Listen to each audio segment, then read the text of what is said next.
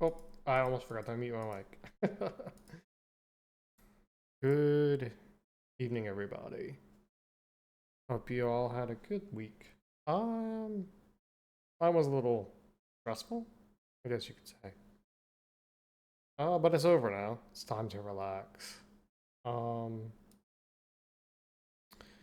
I'm extremely sorry that I didn't get to stream last week. It's a long story. I'll go into it a little bit throughout the stream. I forgot to put this in windowed mode. Give me just a second. I launched earlier to check its graphic settings.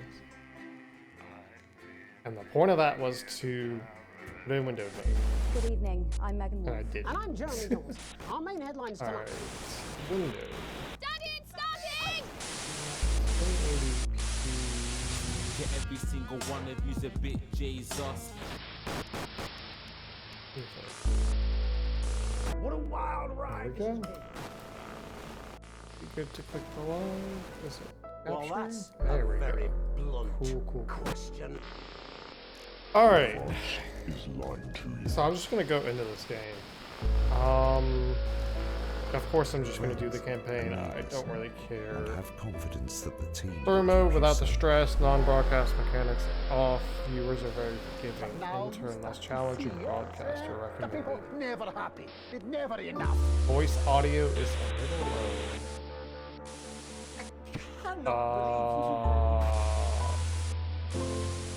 Let's turn my gain up.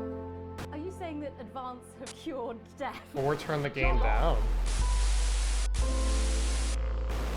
We're still vassals, slaves, we're just in prettier cages. Is this any better? We're only getting started. Yeah, I'm gonna do broadcaster. Is this any better? Also, it's the 1st of December and I forgot to update That's all my coming up on goals. tonight's National Nightly Hold on a News. sec. Take me out. I'm gonna go update those real fast so it's not on the stream the entire time. Since I've noticed it this early, it doesn't hurt to go fix it right now. And start the game again. Anyway, yeah, so I'm in the process, if anybody is subscribed to my Telegram channel, I'm in the process of researching And I'm Jeremy Dawes. shit Our main nuts. headlines Let's tonight. begin to close properly. Yeah, I force closed it. No, I want to see the intro. Let me see the intro again. Hold on. It's a main menu. Yes.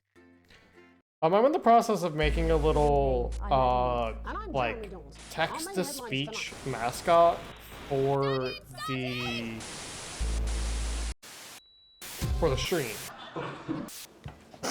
Boost voice audio a little bit more. Okay. That's all coming up on tonight's National Nightly News. How's this?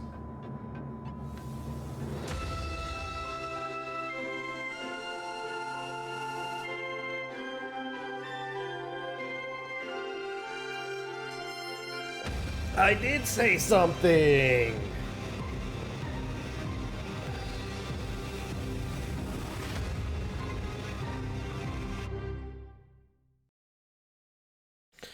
Now this game is going to be hard to like talk and interact while playing. I'm going to try my best. Even more?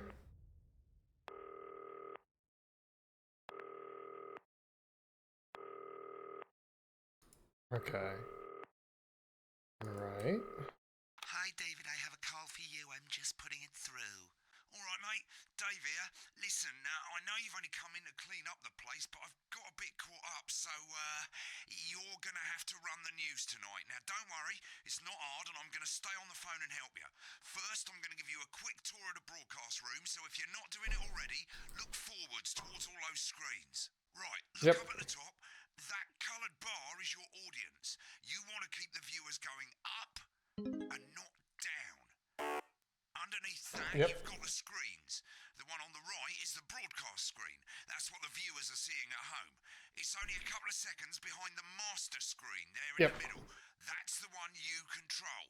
Now, the four small screens on the left show the different signals coming from the studio, and you can Yep. choose between them using the numbered buttons on the vision mixer at the bottom left. Don't worry, I'll talk you through it and you'll pick it up in no time. Now, have a look to your left. These plugs control everything in the studio. I've left them set up for you, so provided you haven't fiddled with them, all you have to do now is throw the master trip switch and we're in business. Once you've got the power on, face the front again. You can see on the broadcast screen that we're in the end titles for the show before us. Fortunately, they go on for fucking ages, so there's plenty of time for me to explain. Oh, right, okay, they're over, so we haven't got long now till the broadcast. Right, Yep. quickly, mate, look down under the desk.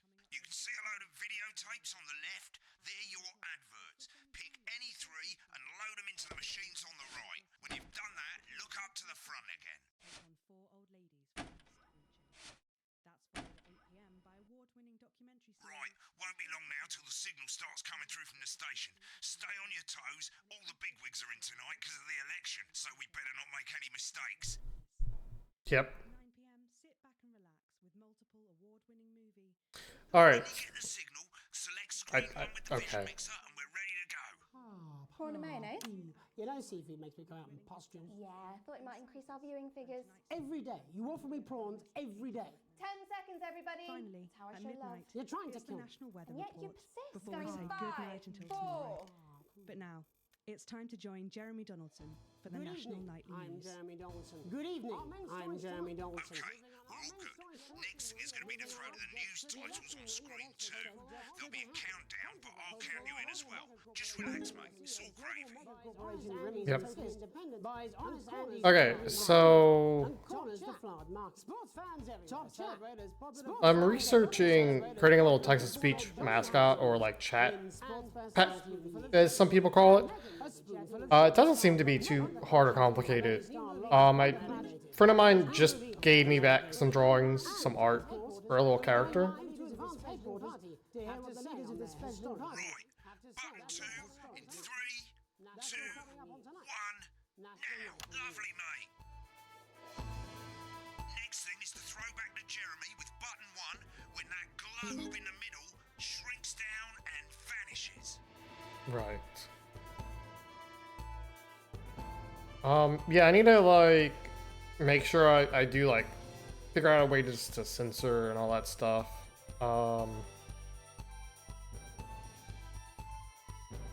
Here it comes. Switch to screen 1. Now. Lovely, mate.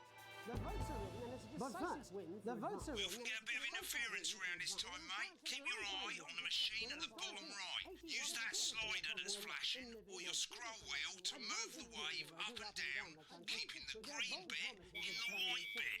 But critics have accused him of a severe lack of actual policies and of being deliberately vague. The opposition parties have all conceded defeat to Advance's overwhelming mandate, but have yet to appear publicly. However, former Home Secretary... Right, it's going well. All you've got to do now is play the advert at the end of the segment. Make sure you don't play it too early or we'll all get fired. Now the clock at the top is counting you down to the advert. When it reaches 0, press one of the 3 play ad buttons over there at the bottom right. I normally play the first one at the first break and so on, but you can play them in any order you want. I'll count you into it as well, but keep your eye on the clock. To hear the co-leader's acceptance speech. And 3, 2, 1, advert. 1 minute back, everybody. Jeremy, I need you to fill up the end. All right. Rank attack is running late. So Personally, I wouldn't try to confuse it with any big words. yeah, I'm looking into that. I think I'm gonna debut it either on Christmas or the New Year. I have somebody coming visit the first week of January, which includes probably is gonna include New Year. So I don't know if I'll get to stream that day or not. I'll have to see. Cameras to keep things interesting. A lot of it's down to personal taste, but here's 3 good rules of thumb. 1. Try and keep the shot on whoever is doing the talking. 2. Don't stay on the same shot for too long. 10 seconds at the most. So if you're on the person who's talking, try and throw in the odd reaction shot or pull out to the wide shot for a bit just to keep it interesting. 3. Don't stay on reaction shots for too long. A couple of seconds is usually enough. Then the audience want to see who's doing the talking, yeah?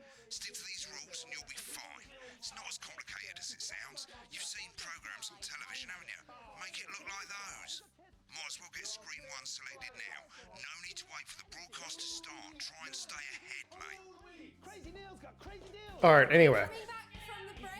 Yeah, this game, I was hesitant to stream at first, because it's, like, very loosely a simulation game. It barely fits the mold, but I'm like, I'm just here to have some fun, guys.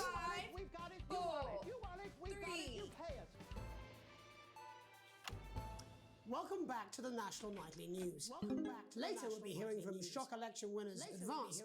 But first, Get ready to go to Megan on screen 4. is here with the star of both stage and screen. Megan? Thank you, Jeremy. Megan Ward, culture correspondent. And today I have a guest who starred in everything from Shakespeare I wasn't ready. Blunderclatch on screen 3 when she says his name. by none other than Lawrence Blunderclatch. Thank you so much for coming on. Oh, my dear.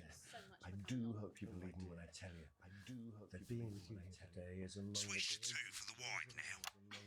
May I say, having you here with us is among ours. Right, now just try and stay on whoever's talking. Latest movie, which is called The Medicated. The Medicated? Yes. Wow, what was that like? Yes. Well, as I said to Peter the Rat. That's Peter Jensen, the director. Give us a look at Megan's reaction. Lovely. Now back to Thunder Twat. I've worked with him on several movies, all terribly successful. I said to Peter, what a wild ride this has been. What a wild ride this has been. I really meant that. Wow, that is fantastic. And am I right in saying that the character you play in this movie is quite an academic one? Absolutely right.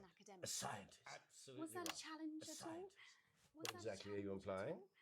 What exactly are you implying? But seriously, yes, you're right. It was a complete departure from my last starring role when I played Sergeant Brock Rockman in Bullet Man. You'll remember that was a true story of one soul. She does not look very happy. Of course.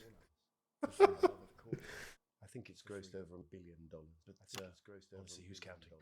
It's a role that saw you scoop 2 Best Actor awards, if I remember correctly. It's so sweet of you to mention it. But I really am not in it for the awards, although those 3 little statues do take pride of place on my mantelpiece. With all the others, I'm sure.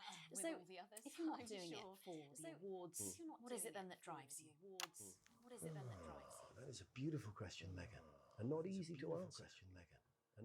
Like you, I'm afraid. Cut me, and I will bleed. And I will bleed. That's how it feels, doesn't it? Doesn't it? Bleeding, doesn't it? Giving, suffering for one's audience. I suppose in the end, I do it for the difference it makes.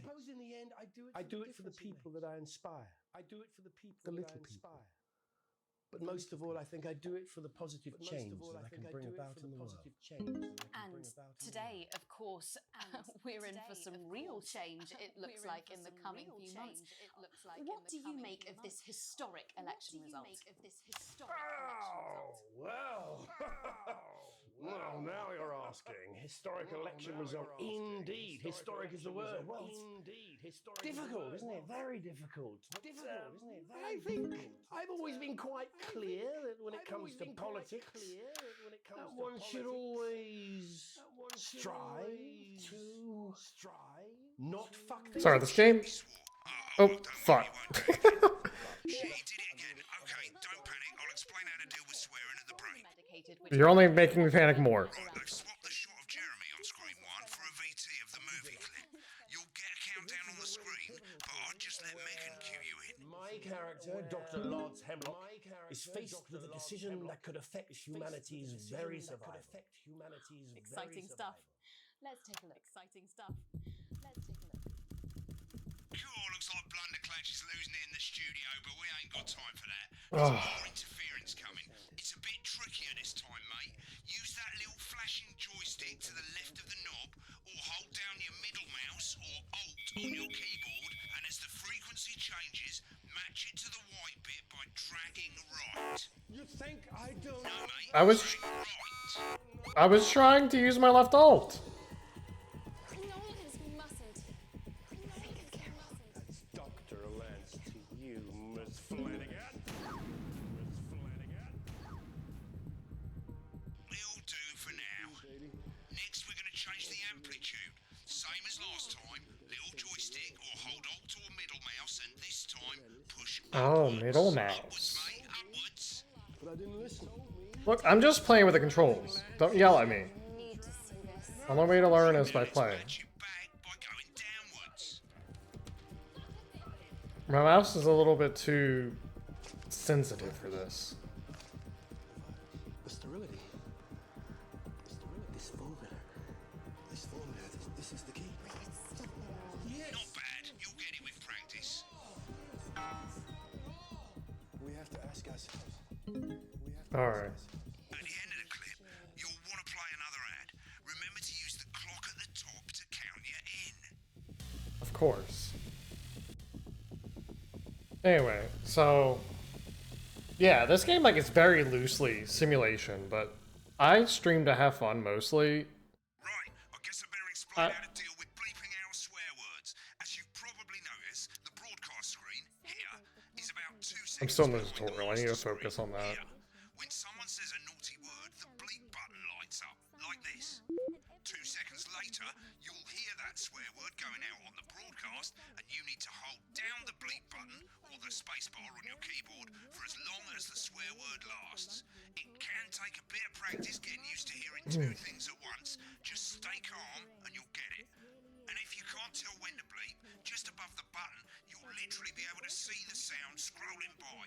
All you gotta do is hold it down while the red bit is over the red line. Simple. Of course, if you do it by eye, you'll have to take your eye off the screens. That's why real professionals do it by ear.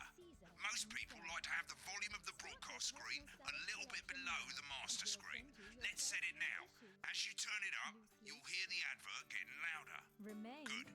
You're set to start censoring. Like I say, it takes a little practice, but I'll try and help you through it, and soon we'll have you bleeping like a pro.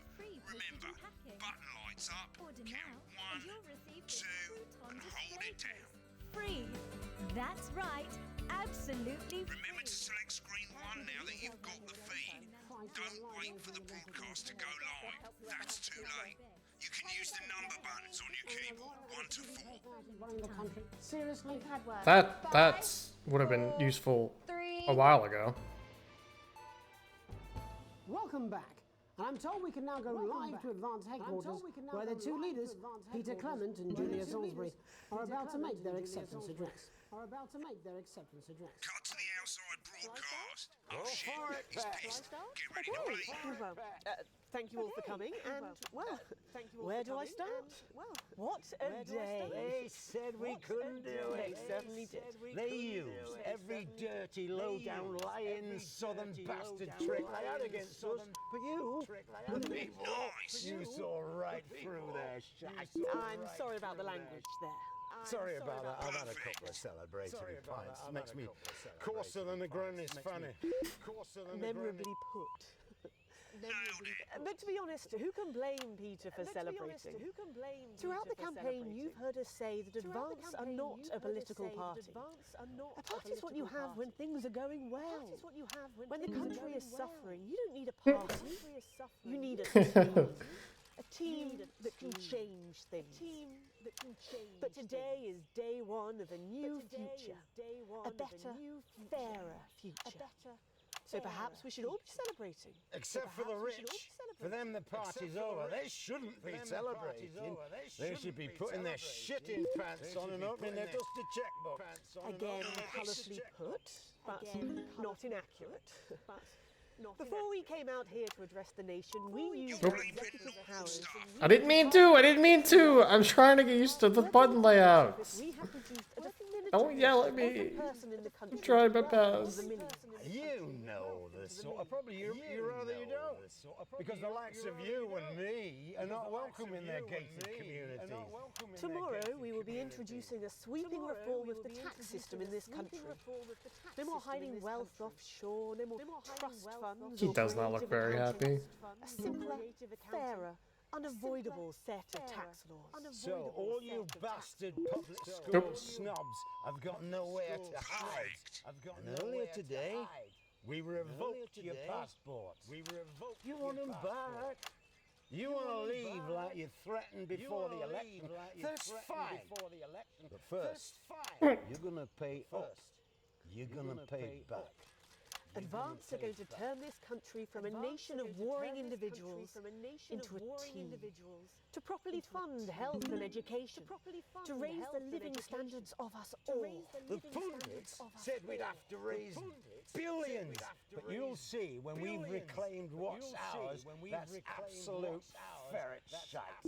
So to you posh twats. The people who pay you a pittance to serve them drinks in their private clubs.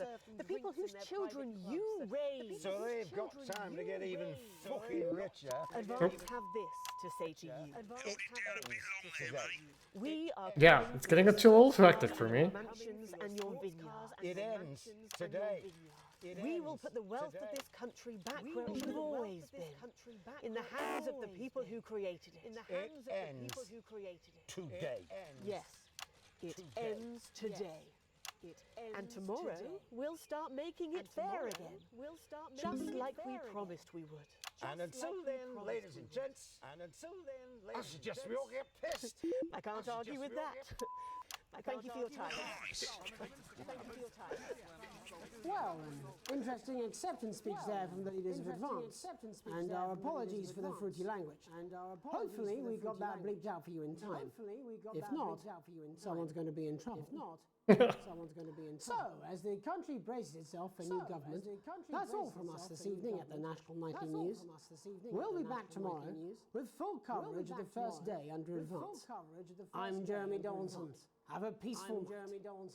Right, looks like you've got it now. Thanks for all the help, mate. I've got to go. Oh, jeez.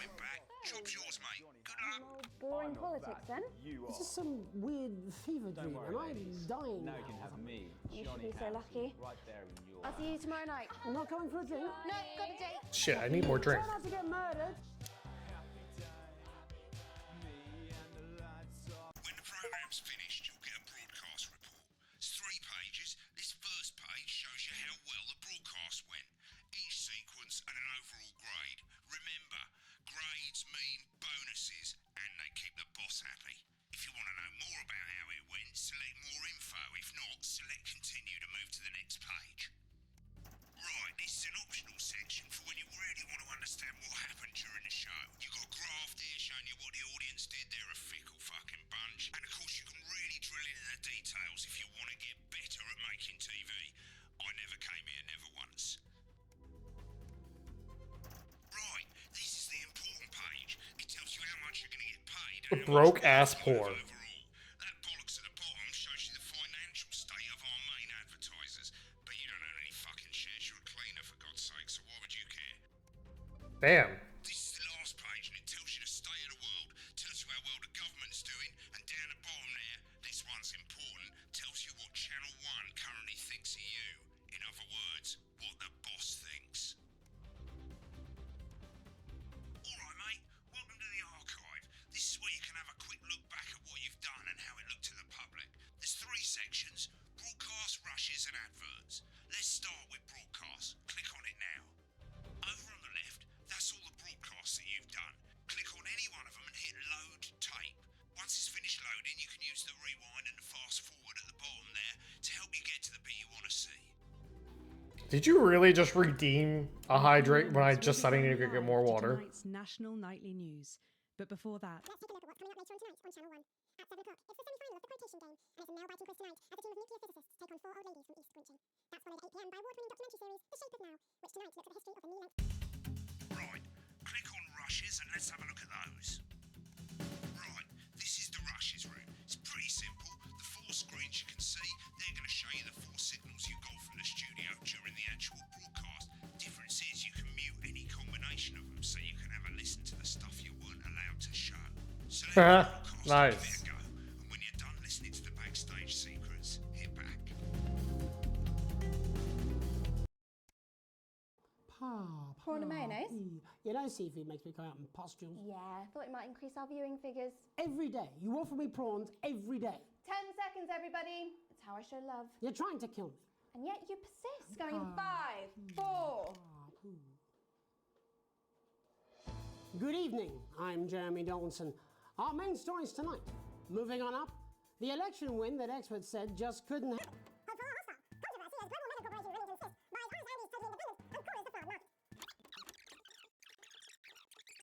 On their historic victory.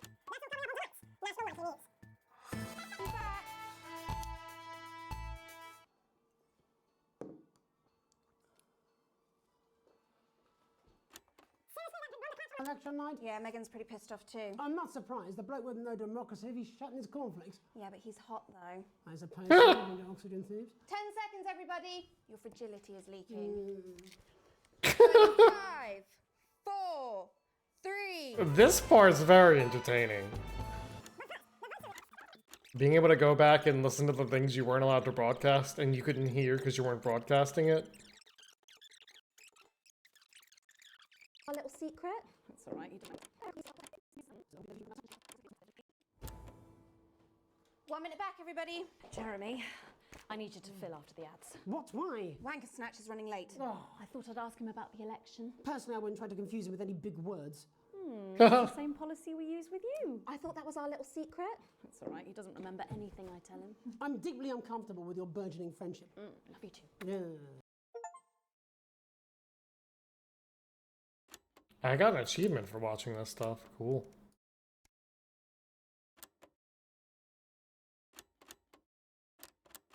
That's it? It's not letting me do anything else. Oh, that's it. I gotta stop it and go to the next one. Cool. I mean, this part is cool. These aren't my cards. Please tell me these aren't my cards. No, they're the right ones, apparently. Oh, but this gives me nothing, Jenny. They must see that. I know. I think they think you won't have anything to say. Oh, for God's sake, come on. It's a huge day. I agreed to do one beastly interview a day. I made that completely clear when we started. Check my contract. Hi, I'm Megan. Oh, piss off. Wow, what a jackass. Whole wheat, man. Whole wheat. We're coming back from the break. Quiet in the studio. Thank you so much. 10 seconds, everybody. Going in 5, 4, 3. Welcome back to the National Nightly News. Later.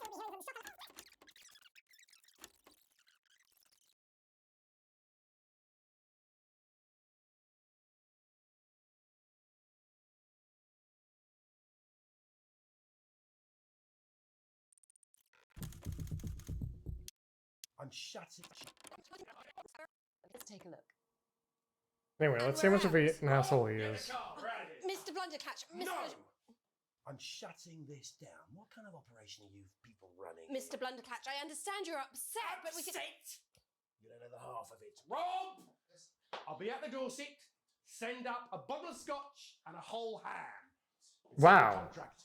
A whole ham? I'm sorry. I'm sorry. I just had to. I had to. Oh, go on then. Say it. What? I told you so. Your hair looked nice. See, this is why you're single. Oh, wow.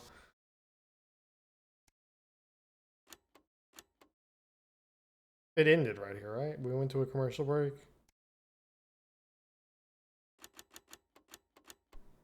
Pretty sure we did. Yeah. Okay, I think that's all for that. And then the adverts? I can watch the adverts I played.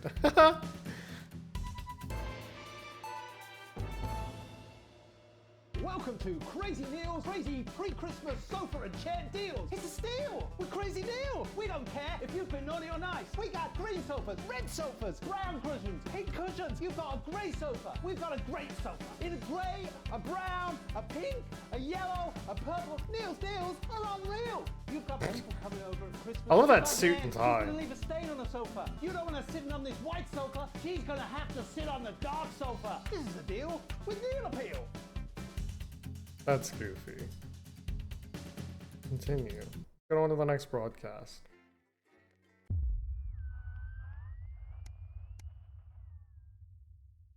The Unexpected Four. You arrive home to find post on the mat, most being nothing more than usual junk mail. One letter ever catches your eye. The team wants to know you. Curiosity gets the better of you and you open it. It's a form from the new advanced government asking for information on all citizens. The first page is filled out already. Name Alex Winston. Your spouse Sam Winston. Your children Charles Winston 14 and Susie Winston 19. Well, at least they got the basics right. The rest of the question are left for you to complete. They appear to be mentored. Question 1. Upon starting a new job, you would be friendly, introduce yourself to your coworkers, be productive, and get to work immediately. Ease yourself in and orient yourself your new workplace. Reminisce with friends about old jobs.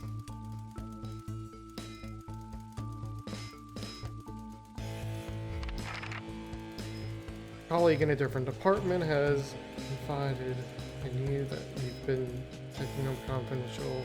Oh, they've been taking home confidential information. Now, a file of minor importance has gone missing. You would help your colleague cover up their violation. Recommend that your colleague reports it. Promise your colleague that you won't tell anybody. Report the violation to your supervisor immediately.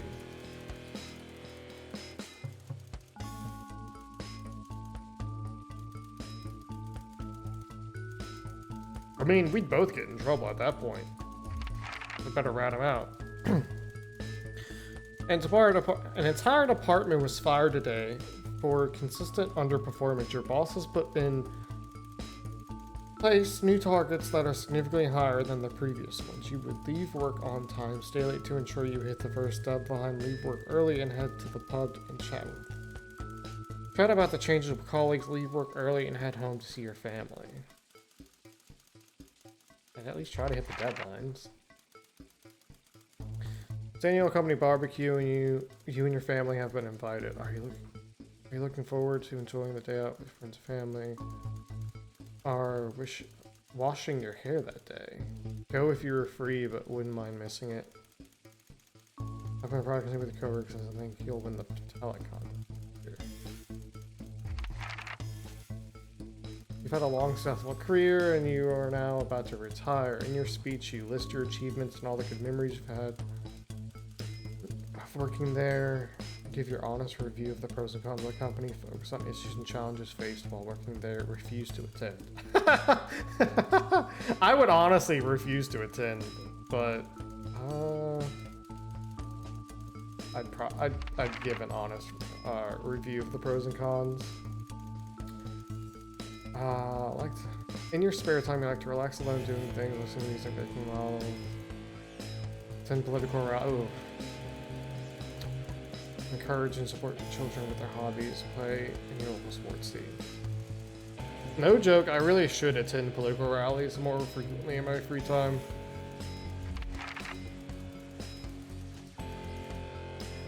No doubt holiday getaways would be surrounded by natural beauty, getting away from the strain of the daily grind, explore somewhere familiar and discovering your new experiences and challenges, structured day at theme park, bustling with thrills. Attractions for you and your family, or romantic getaway with you and your partner at a tropical island paradise. Get out in nature. It's most important that the government keeps people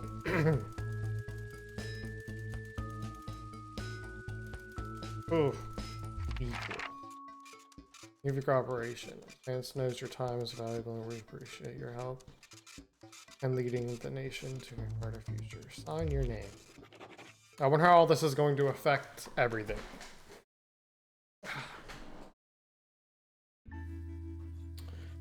It's late. Sam and the kids have gone to bed. You're just drying up.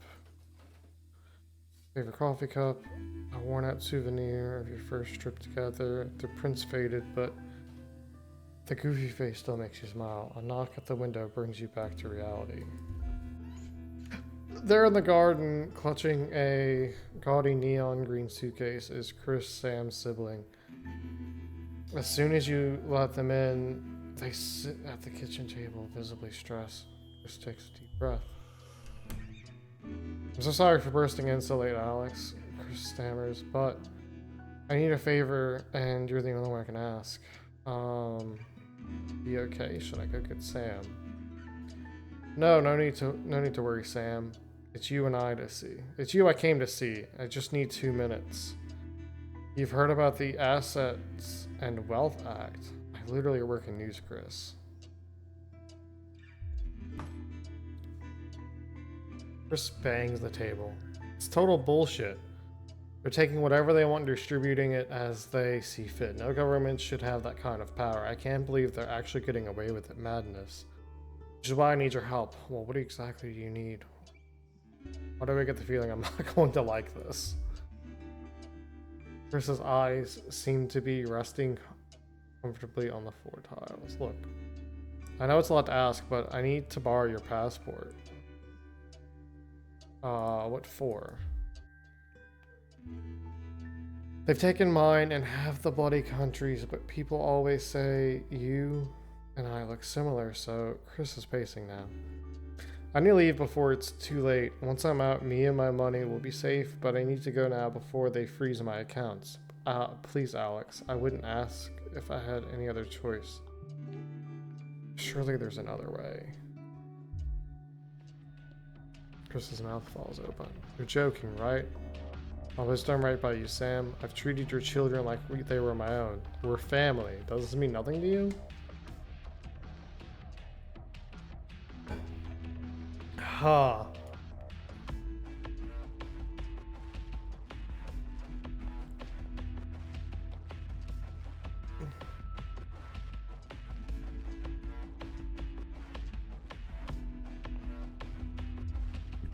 Fine, just take it.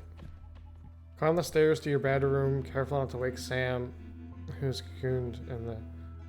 As if it is usual, you open the wardrobes, unlock the safe, and retrieve the passport. A sleepy voice breaks the silence. Alex, what's going on?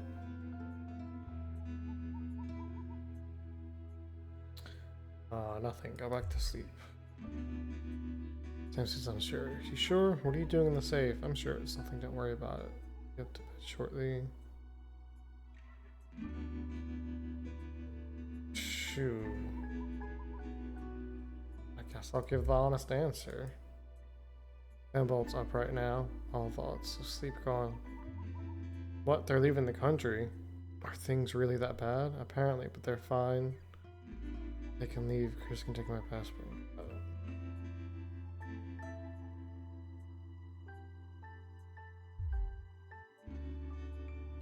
The worry lines on Sam's force need to relax. Thank you. We have to look out for family, and I know my little... Probably all one big overreaction.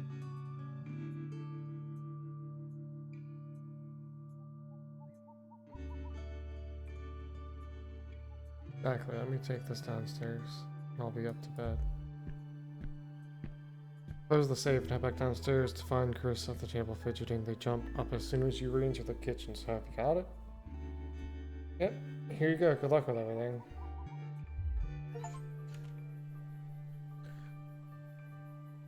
For the first time, Chris smiles. It's infectious. Thank you, I really appreciate this.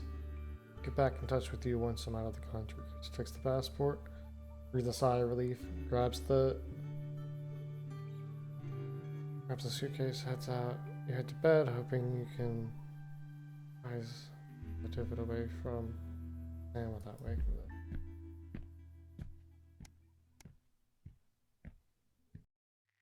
I'll remember that. The fallout.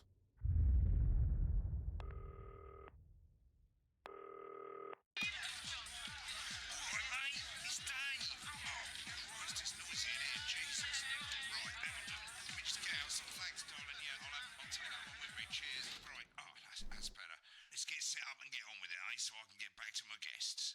First of all, let's get the power on. You need to get at least the bottom 4 plugs on. Right, let's load up the adverts. You might want to have a bit of a think about it. Your decisions have consequences, don't they?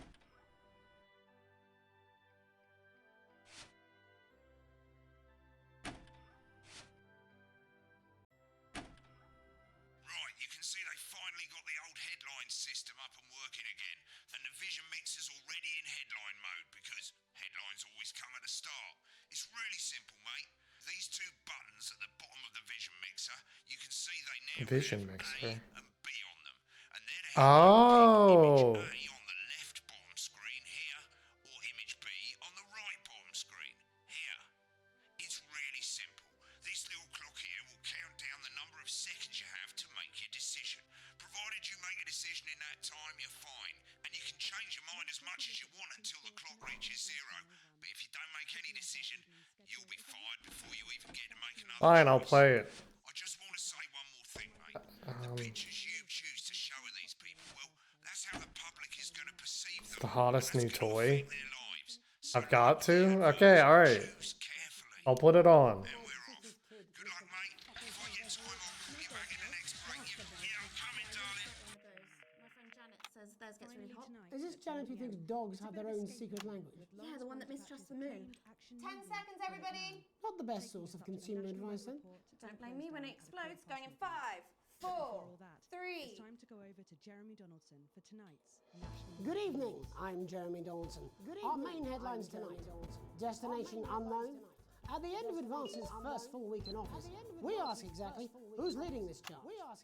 Tonight, I'll be discussing what the new future might hold with a leading economist and radical free thinker.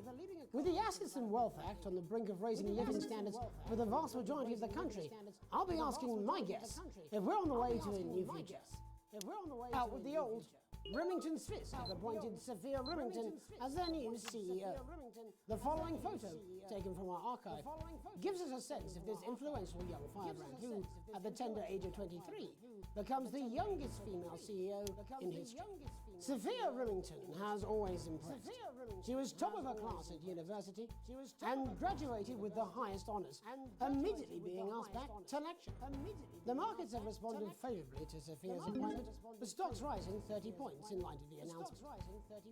In her first press conference this afternoon, Sophia announced a children's toy named Mr. Snugglehouse. Sophia promises it'll be all the rage this Christmas, but concerns have been raised about the product's safety. Should I really air that? And marine biologist Ingrid Swarsborg and Morgansford have today set off to explore Dante's taint. The recently discovered cave system was previously thought unreachable, but thanks to a new breakthrough in underwater flower technology, the pair hope to successfully reach. I don't believe you. And the undiscovered plant species. I don't believe you at all. This is, of course, only the latest in a series of successful expeditions for this unlikely pairing. In a joint statement about the dangers their team might face, the pair stated, "We will face the plentiful challenges together, like we always have." Yes, I know it's up to me. Rumours abound as sporting legend Johnny Hamsleeves is snapped leaving Bush, one of the capital's hottest clubs. The footballer was caught while out celebrating being named Sports Personality of the Year last week, as reported by... I want to, but I don't know. Johnny is seen here with socialite and performance artiste Tiffany Lamore, whose recent show, Snatched Inside My Snatch, has kept her firmly in the public eye. Apparently there's some controversy around it. I don't know, it might get us in trouble. And grievous bodily charm. With Advance promising a radical new position on crime, how afraid should we actually be? I'll be going live around the country to talk with people who've seen the criminal justice system from every perspective. With more and more powers passing to the police, and less oversight, are we using an Advance-shaped sledgehammer to crack a nut? All that, a mega move for the group of young actors already experiencing the positive side of the new Assets and Wealth Act firsthand. They'll be talking and performing later. That's all coming up on tonight's National Nightly News. 30 seconds back, everybody. Can we get the guests in quickly, please? What? What? Oh. Oh, Jesus Christ. This went from 0 to 100 real fast. Oh my god. I didn't realize I had to play that little sequence. Oh my gosh. Yeah. I screwed up. I got it.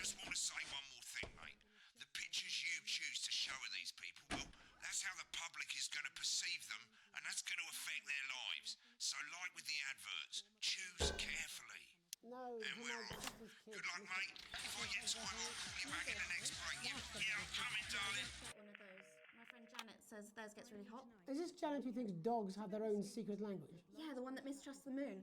10 seconds, everybody. Not the best source of consumer advice, then. Don't blame me when it explodes. Going in 5, 4, 3. It's gonna explode?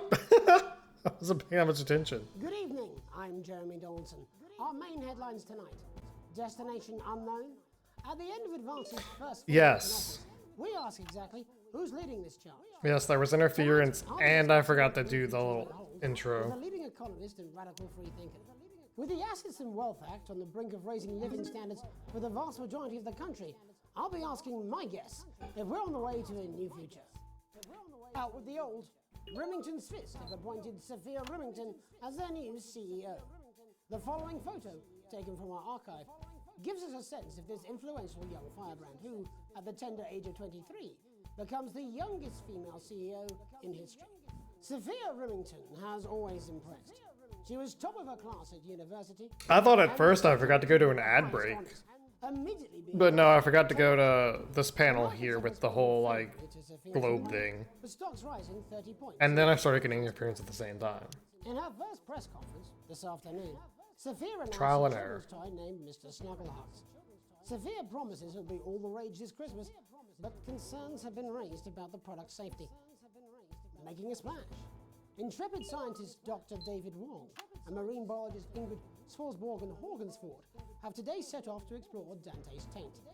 The recently discovered cave system was previously thought unreachable, but thanks to a new breakthrough in underwater flower technology, the pair hope to successfully reach the imposing central cavern and the undiscovered plant species it contains. This is, of course, only the latest in a series of successful expeditions for this unlikely pairing. In a joint statement about the dangers their team might face, the pair stated, "We will face the plentiful challenges together like we always have." Playing the field, rumours abound as sporting legend Johnny Hamsleeves is snapped leaving Bush, one of the That, like, hottest clubs. shitty photoshopped puke image is funny. Celebrating being named Sports Personality of the Year last week, as reported by this very program. Johnny is seen here with socialite and performance artiste Tiffany Lamore, whose recent show, Snatched Inside My Snatch, has kept her firmly in the public eye. Could romance be on the cards for these two budding A-listers? And Griever's bodily charm. With Advance promising a radical new position on crime, how afraid should we actually be? I'll be going live around the country to talk with people who've seen the criminal justice system from every perspective. With more and more powers passing to the police, and less oversight, are we using an Advance-shaped sledgehammer to crack a nut? All that, a mega move for a group of young actors who are already experiencing the positive side of the new Assets and Wealth Act firsthand. They'll be talking and performing later. That's all coming up on tonight's National Nightly News.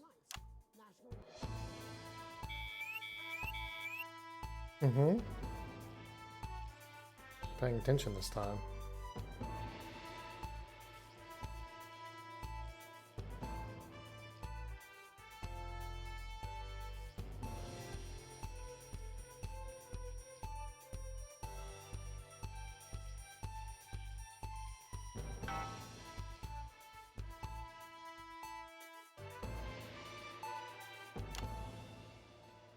In the wake of the government's swift enactment of the Assets and Wealth Act, we're talking about Advance's first week in office and what the new future holds.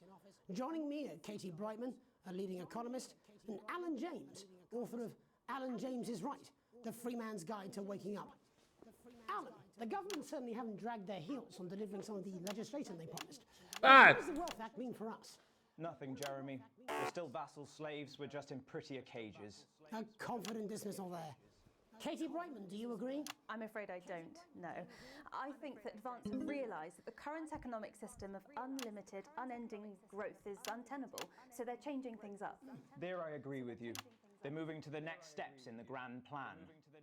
Grand plan, Alan? It's all in my book. Alan James is right, Jeremy. We're to become the great herd, ignorant, sterile and short-lived. That's what they want. Or perhaps Advance have just realised that if we carry on the way we are, we will destroy ourselves and this planet in a mad orgy. She's talking. If you'll excuse the colourful metaphor. Yes, orgy is the right word. Only it'll be the overlords having an orgy on our poor broken backs. It's all in my book. Alan James is shamelessly self-promoting. Katie, how do you think the rest of the world will respond to this new approach? I think they're watching carefully. Advance are the most disruptive threat that the world powers have faced since the last Great War. Yes, Katie's right.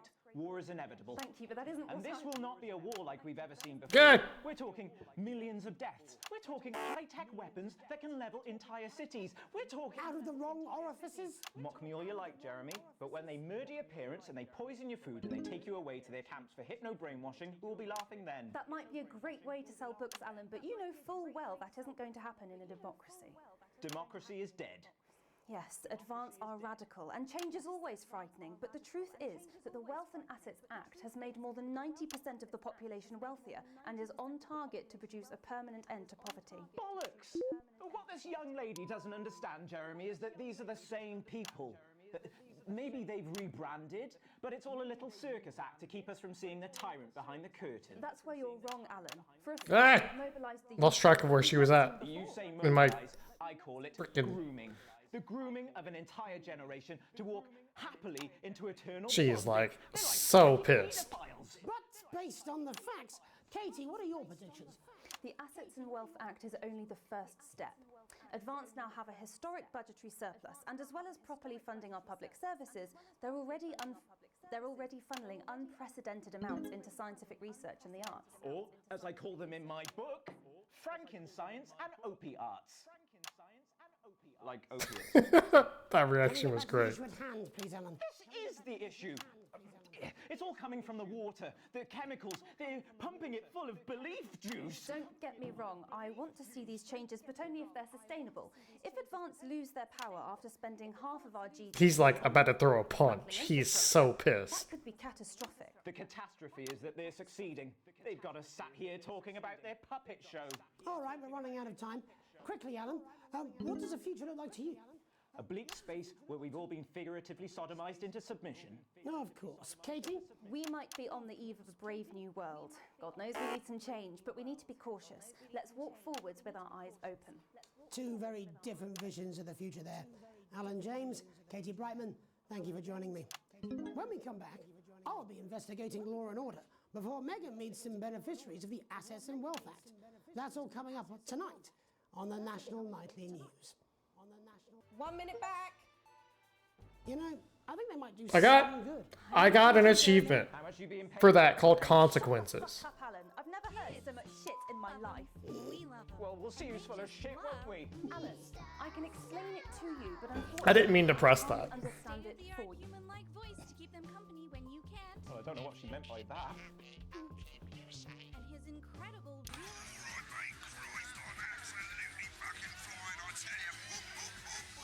How's it going, actually? Fuck it, I don't care. I hate the fucking news. Oh, bloody hell, I love this tune, though. All right, mate, see you later. Bye. You don't want to be left out. I'm just saying I'll do what I can, that's all. Oh shit, you will. She's good. You know she is. I've said a bit of word in, that's all I can do. 10 seconds, everybody. Little Jakey's going to the big bad country with waters. If that sticks, I'll just 5, 4, 3. Welcome back. In our second segment, we're going to be taking a deep dive into the state of law and order in our country. Advance have already tasked what they are calling a solutions team to move this serious social problem to the top of the list. Tonight, we go behind the headlines to meet the people who live in the criminal justice system every day of their lives. First up, we have Gregory Judge, a lawyer who sees the problems close up on the front line. Can you hear me, Gregory? Yes, I've got you, Jeremy. Thanks for having me. What's it like on the front line of the hard face of the cold hand of justice? Well, as you can imagine, Jeremy, we are massively understaffed in this country. We're working every hour we can just to try and cope with the caseloads on our desk. Which must affect the quality of support you can offer. Well, we can barely keep up with demand, Jeremy. There just simply isn't enough being done at a systemic level to relieve the problem. We need more support from ministers. We need more support from ministers. We need change at a structural level, Jeremy. Leaving, At a Greg. structural level. Not a good time, darling. It never is it? I'll be at my mother's. It never is it? Just hang on. Isn't a local one, Jeremy. It's nationwide. Just give me 5 minutes. I'm talking to Jeremy Thompson. Oh, have you mentioned your affairs? No. Oh, have you mentioned your affairs? Well, the affairs of the Justice Department that we should be concerned about. Hello, Mr. Donaldson. Hello, Mrs. Judge. Hello, Mr. We Donaldson. need. Hello, Mrs. Judge. We need legislation to relieve the pressure on our public Sorry service. to interrupt the news, Mr. Donaldson. Can I have a moment to tell my husband I'm leaving? Can I have a moment to Yes, tell my I husband I'm leaving? totally understand. Yes. Quite the picture of a burdened legal sector there. Gregory Judge, thank you for joining us. Gregory Judge, thank you for joining us. I'm joined by Police Chief Constable Bob Peel, a man with a very different perspective on our nation's crime. Do you think there's a problem with the system, Bob? Oh, whoops, I didn't realize. Jeremy, I am sure we all long for a return to the days when you could safely walk the streets of your community at night, looking in through windows and generally enjoying your neighbours without the risk of being terrorised by some thug with a knife or cosh. So you feel the streets simply aren't safe anymore? Where have we gone wrong, Bob? Well, that's not a simple question, Jeremy, but I think it all comes down to moral decay. We've diluted our culture and lost touch with what it means to be a citizen of this once great country. Also, as the vicar noted in Sunday's sermon, we probably shouldn't have banned hanging. And to what do you attribute this moral decay? Foreigners, gays and gypsies mainly. It's all in the Bible. Look, Leviticus clearly states that... What the fuck? Hang on a moment. Jeremy, your bloody gimps escaped. Delia, could you give me a little help, please, dear? Delia, could you give me a little help, please, dear? As I was saying, Jesus didn't like immigrants much, did he? And just to be clear, you think it's the immigrants who are responsible? TOS? Wait, what do you mean? Like, Twitch TOS? Can I not stream this game? Yeah, that's something that just occurred to me. I'm like, wait a second. How naked is that dude back there?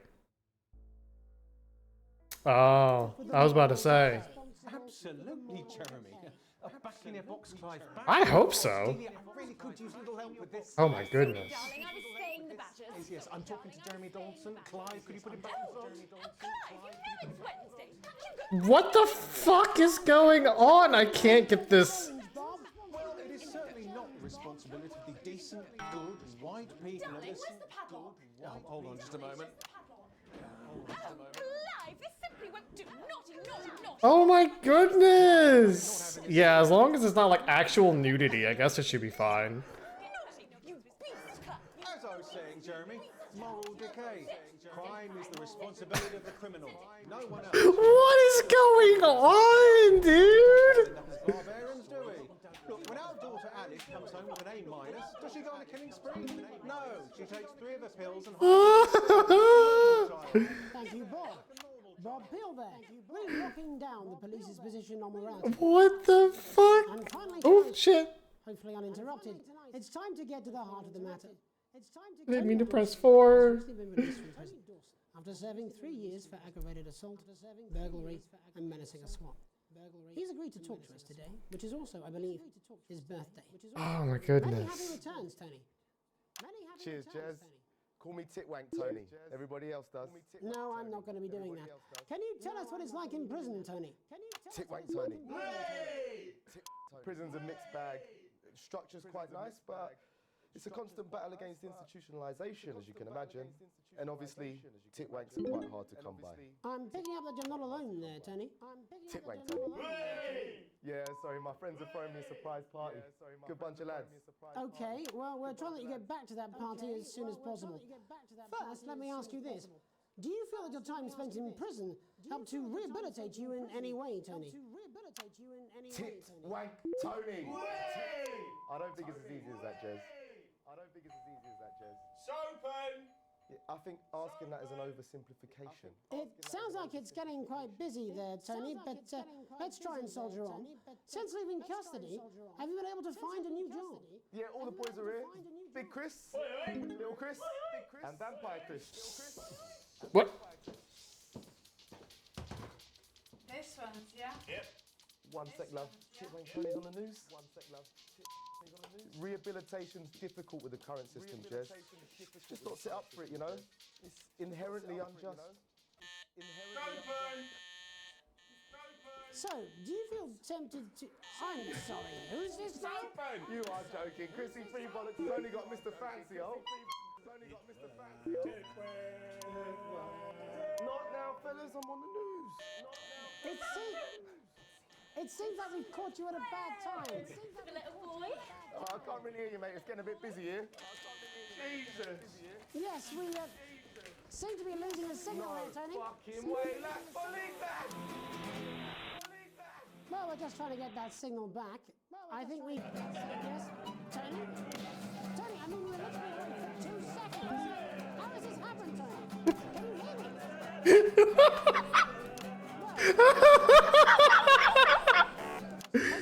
Oh my gosh! I've managed to glean a broader understanding of the serious and complex issues around law and order. After the break, Megan will be live with some plucky young thespians. Don't go away. We'll be back after these messages.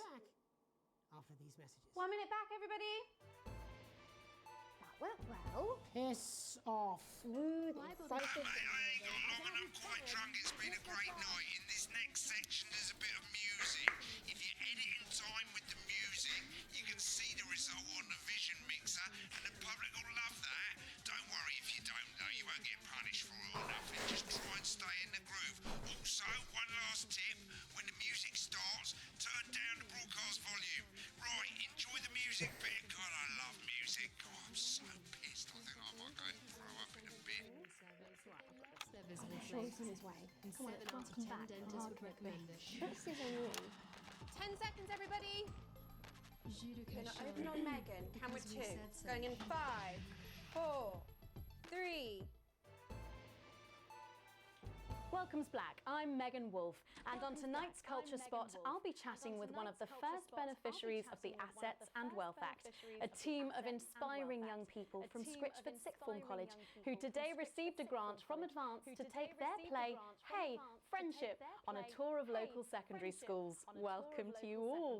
Well, let's start with you two, Harriet and Charlotte Winstanley-Hamilton. Girls, you must be thrilled. We are, Megan. We're overwhelmed, to be honest. And I believe you two are sisters, is that right? Yes, Charlotte's my oldest. I'm the older, more popular one. Harriet and Trey were really the ones who came up with the whole idea. Harry and I were shooting the breeze in the cafeteria, and I said, hey, let's actually do something. So I went to look for a drama teacher. But she'd been laid off due to budget cuts. Fortunately, I directed a pantomime when I was at university. This is great! The roles, as it were. Right, yes, but you're the maths teacher, aren't you? Yes, that's me, Jeff Algebra, maths teacher. Maths is really important. Oh, thanks, Steve. Maths is really important. Yeah, thanks, Steve. As is theatre. It's one of the oldest art forms in history. Aristotle. I just think that when we travel around all these problem schools and the poor kids see us, they say, hey, I really want to be like those attractive kids. And that's a very beautiful and powerful thing. We touch our audiences and they touch us right back. Oh. Suppose with a surname like Algebra, there was really only one choice of career for me. My wife, Angela, and I, we often laugh about it. Angela Algebra. Yes. Angela Algebra. Yes. We just want to bring a bit of song and joy into people's lives. And teach people about the difficult issues. The issues in the play are what really matter. And I think you're going to be showing us an extract from this play, aren't you? That's right. To put into context, I play a young first year who's having some troubles at school. Her character doesn't actually have a name, yeah, because in a way she's like all of us. It's like a metaphor. Maybe she's you at home, or like maybe she's you, Megan. Maths is really important. Yeah, thanks, Steve. Put it in, coach. Yes, thanks, Steve. Right, well, I'm going to have a little chat with your teacher while you run off and get ready. I can't wait to see it. That's it, that way.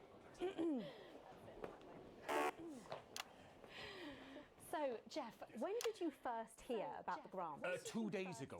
A letter from Advance arrived at the school. Now, the headmaster thought it was all a prank, but his secretary retrieved it from his bin and brought it to me. How? How did you react? I also threw it in the bin. How did you react? Harriet and Trey rescued it, and they rang the number at the bottom of the page, and next thing you know, we're on tour. Wow. Well, I think we can all guess which way you'll be voting from now on. Do you know what? It's funny because Angela and I don't usually vote. We're not very political.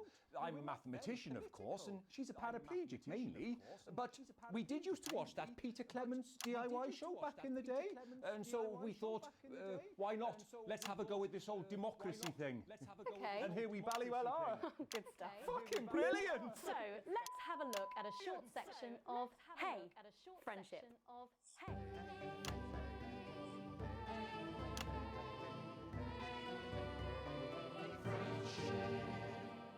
Dear Diary, I'm not sure I can take another day at this school. Another day of tears. Another day of fears. But still I walk the corridors alone. Dreading what might be around every corner. What's around the corner? What's around the corner? What's around the corner? Oh, hi Gary. Oh heavens no!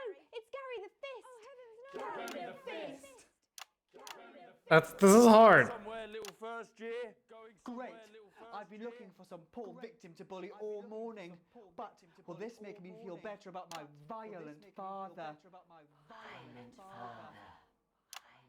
Excuse me, I'm late for maths. It's my favourite subject. And so important. Maths is for losers. What? Maths is for losers. My arm's stuck, coach. Keep going, for fuck's sake. Right. Keep going.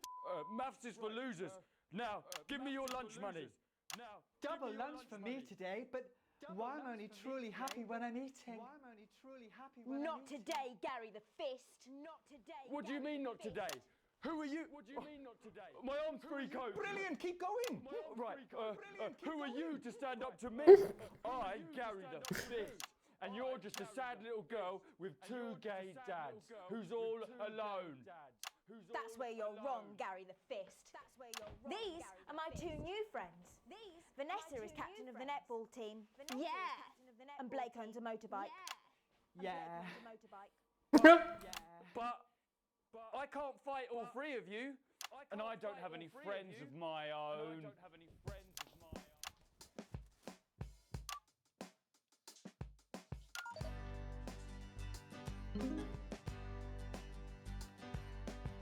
Take a look at me.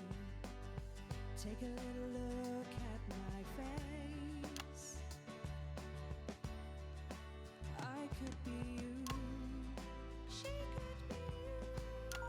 And you could be me. Or you could be me. Life can be peachy keen if you work as a team. It's my choice to be mean. So stop now, make a different choice.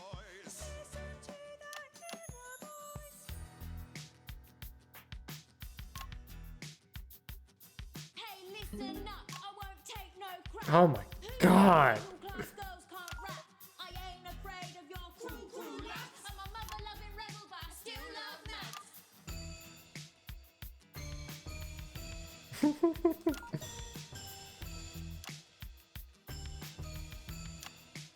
Hey, kids, I'm Gary the Fist. People think that folks like me probably shouldn't exist. But that's just prejudice, and I'd do better if you knew the way that I became Gary the Fist.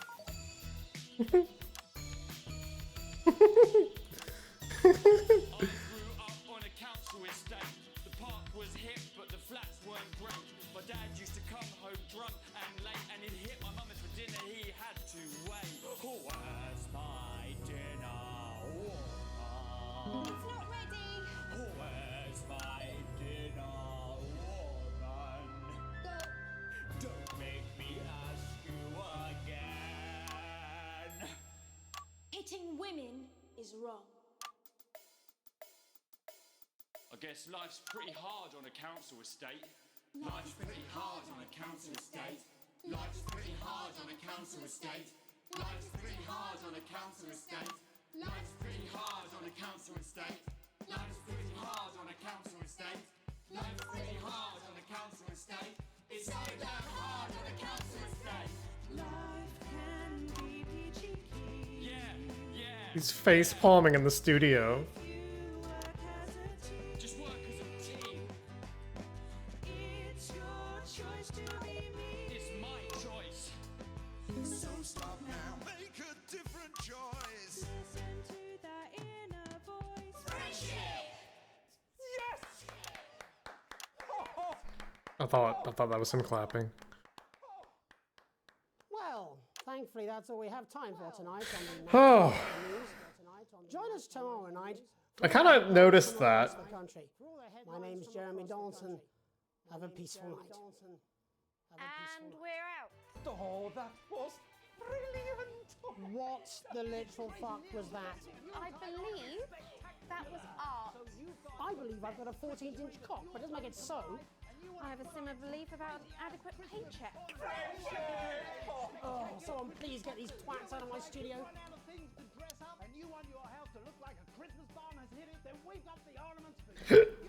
Ugh, excuse me. I'm taking a break after this. Well, at least the third sequence I gotta be in. Broke ass poor.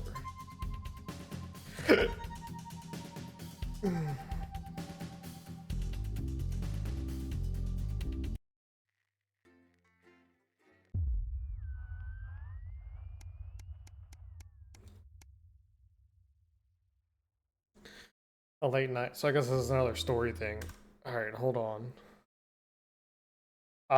It's a tiny bit a little hectic, but yeah, it's pretty good. I'll be right back. I really need to get some more water. I'll be back in like a couple minutes. And I'm back. For some reason, this particular scene right here is making my graphics card go airplane mode. It is really loud. It's the still scene, it seems like. Anyway. Day 15, a late night. You get to the theater slightly early and Sam's already there waiting, dressed to the nines.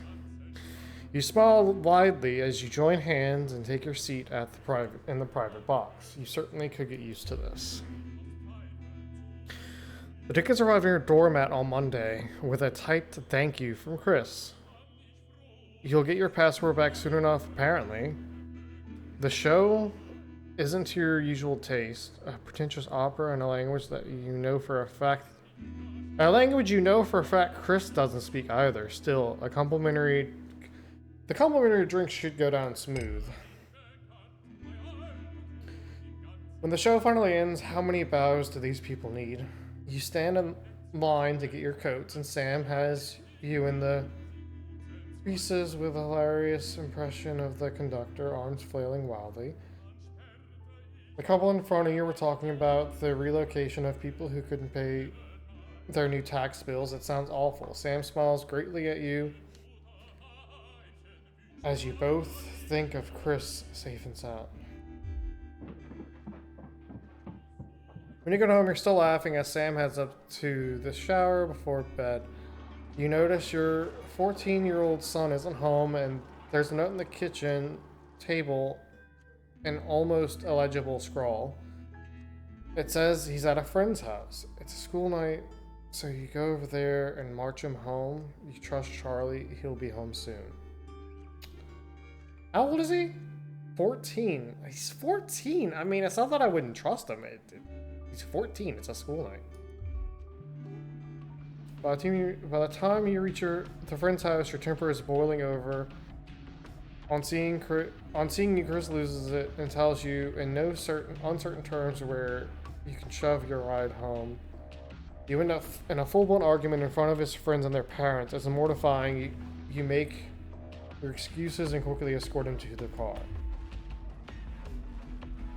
Start to rain as you drive, both of you silently fuming. The sound of the downpour is the only thing that punctures the atmosphere of the car.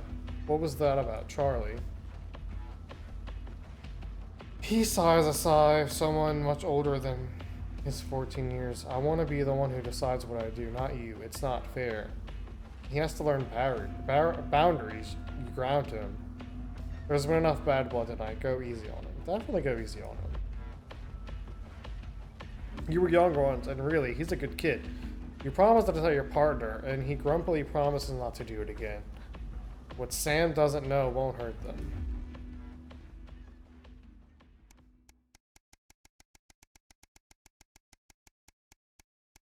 He's probably going to resent me for that at some point, but he's 14. You're leafing through a pile of accumulated posts. Each new bill pulls on your gut like a lead weight until a flash of blue makes you pause. Recognize the teal advanced logo on the envelope. You tear it open. Dear Winston resident, this is your second reminder letter regarding the Asset and Wealth Redemption Scheme. Please submit your passport to the nearest government office as soon as possible in order to register for the scheme. You cannot receive your share of the national rebate without submitting these documents. You know there will be consequences, but that doesn't really make it. We work as a team, rewarded as a team, forwards together. Julia, Chris is safe, that's all that matters, you hope. I'm probably gonna get in trouble for giving my passport away. Unless they actually give it back in a reasonable time. You can help but crack a smile as you look around the table. The snow has settled on the grass outside. The kids are pulling a cracker. Well, your elderly mother tries to keep her eyes open. You did always have a soft spot for Christmas. You're sitting at the head of the table now, your dad's place. Across from you is Chris's empty seat, probably on a tropical beach somewhere, you think.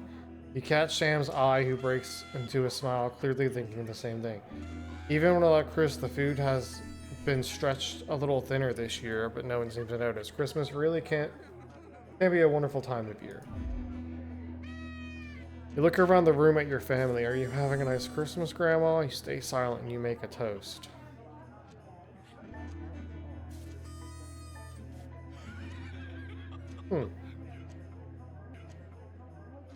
Having a nice Christmas, Grandma.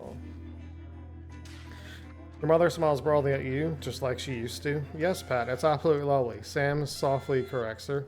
That's Alex Cassandra. Alex, Pat's not with us anymore. Oh, yes, of course, she mutters.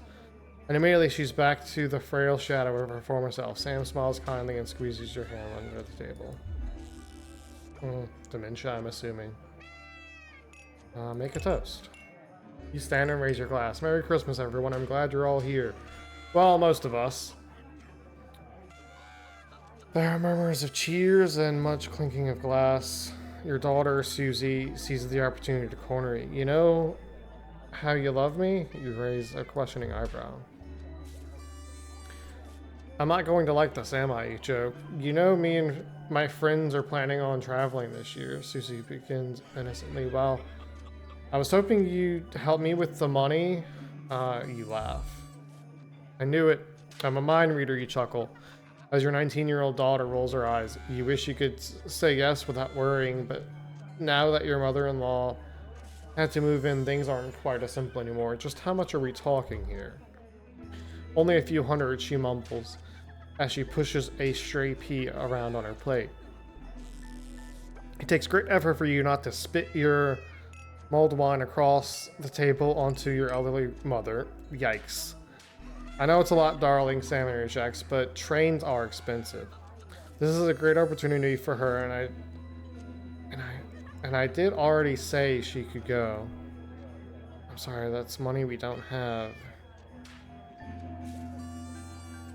We'll make it work somehow. Susie grins, stretches from ear to ear. You mean it? That's great. Thank you, thank you, thank you. The mood soars as Sam puts a paper hat on your head and Charlie takes pleasure in reading everyone's god-awful cracker jokes. The room is filled with voices and laughter. Looking around at your grinning family, your mother whispers your father would be so pleased. Dab your eyes with your napkins. You feel very lucky. It's the holidays. I mean, she did it on purpose to ask during the holidays. She knew Dad wasn't gonna say no. What a little shit.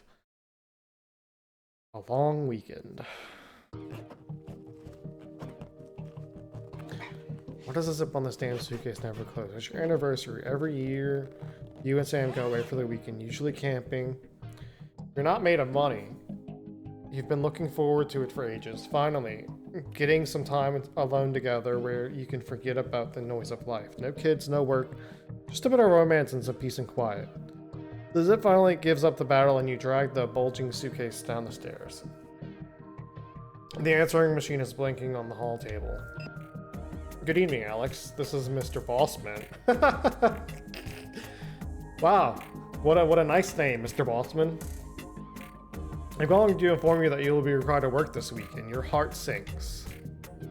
Some information has come to light concerning the rising tension between our nation and foreign powers, and the National Light News team will be working around the clock to ensure we break the story first. Needless to say, I will be expecting your attendance tomorrow morning, 8 a.m. sharp. Have a pleasant evening, Alex. Shock turns to annoyance and then fury. What are you going to tell Sam? Sam comes downstairs brimming with excitement, kissing you and grabbing your car keys from the dish and starting to load the bag into the back. Ignore the message you need this week and apologize profusely to your spouse, but you really should go into work. Bossman's temper is legendary. She sighs heavily. You're gonna go, aren't you? The voice behind you makes you whip around. You nod simply. I get it, your family has always been your priority, but sometimes work has to come first. You should go. Sam pulls the door closed. Sam pulls you close and holds you tight. A wave of gratitude washes over you. You unpack in disappointed silence. Current wealth. What is money? By the way, I just noticed that.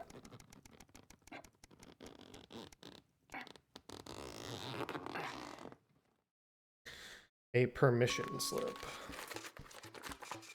Your son Charlie hovers at your elbow as you read. Do you find yourself striving to achieve? Are you an active member of the team? Do you like reaping the benefits of cooperation? Join Advanced Go-Getters today. Forwards together. This doesn't sound like a youth club he told you about. Charlie grabs a flyer from you and thrusts a form into your hand so you can walk straight. So I can walk straight from school and Ben's sister can drop us home after. So you don't have to do anything. You sign the permission slip for your son to join the Advanced Go-Getters who refuse to sign form for your son. How old is he now? He's probably still 14. It's only been 98 days. Well, I'll sign the permission slip. Your son is thrilled. It's heartwarming to see him so passionate about becoming an active part of the community. This can only be a good thing. I hope so.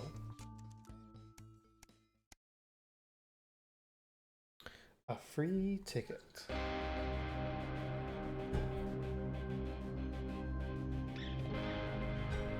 Some guys at work gave them to me. They can't go.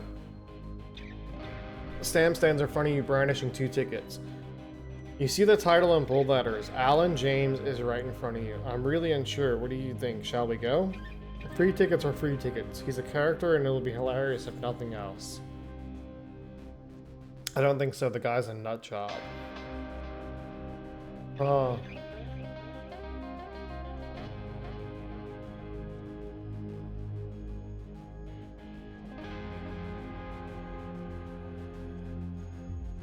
It's free tickets.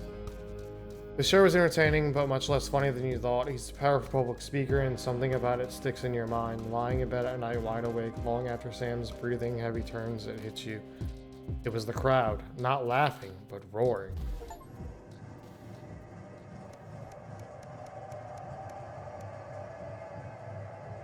A profitable partnership. After a particularly long day at work, you come home to find the post sorted into piles that Sam has taken to doing recently. Most of the usual rubbish, but a letter with an increasingly familiar Advanced logo and urgent, respond immediately, plastered on the front is correspondingly urgent. And a correspondingly urgent red font grabs your attention. Better get it over with. Dear Winston residents, this is to inform you that the advanced government has taken another step forwards in our fight for equality. By nationalizing the largest private corporations and redistributing their resources among the citizens of the great country, the Partnership Bond Program ensures the wealth created by the people is delivered to the people. You don't remember this being in the manifesto. Every household will become a partner in one of 3 carefully selected institutions chosen by Advance for consistent high performance and financial security. Please note, all returns are based on public opinion and cannot be guaranteed. Please select one of the following. Are they built or incorporated? Whether it's cosmetics, clothing, or culture, we need the beauty in all our customers. But we see the beauty in all our customers. Neil's Deals Limited, it's always a steal from Crazy Neil. Pleasure Corp, our business is your pleasure. From sport to travel or even just some you time. You can't say pleasure without leisure. I kinda wanna select Neil's Deals Limited.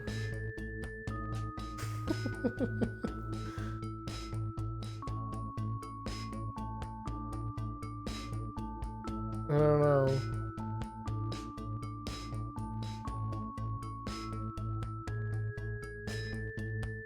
I don't know.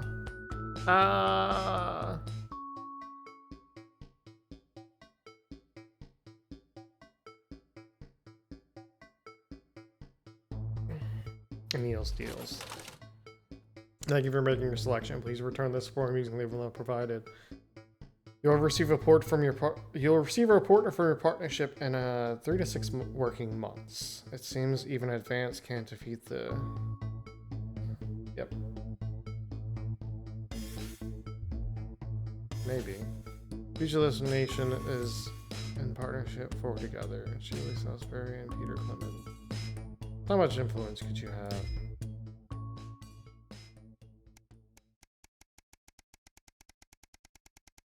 Oh, I see. So we're gonna see a lot more of crazy, what's his name's ads? The Tempest. Crazy Neil. Good evening, Alex. It's Bozeman here, your boss. While you're powering up and getting the adverts loaded, I thought I should just tell you that we've had one of those public information films from the government, and it's mandatory that you play it. You still have a free choice for the other 2, so read those tape labels carefully, but make sure you play the advance advert, preferably at the second break. Right, that's the lot. Have a great show. Total hip. The advanced advert. Oh, how's it going with Steve? Why are all men such pricks? That well, eh? Apparently he has a complicated relationship with his fate. No. Sorry, are you saying he chose his imaginary friend in the sky over you? I don't know why I talk to you. It probably is a really awful date. 10 seconds, everybody. Like I said, all of you. Did your personality accidentally slip out? Pricks. Going in 5, 4, 3. Good evening. I'm Jeremy Donaldson. And I'm Megan Wolf. Our main stories tonight. Uncooperative.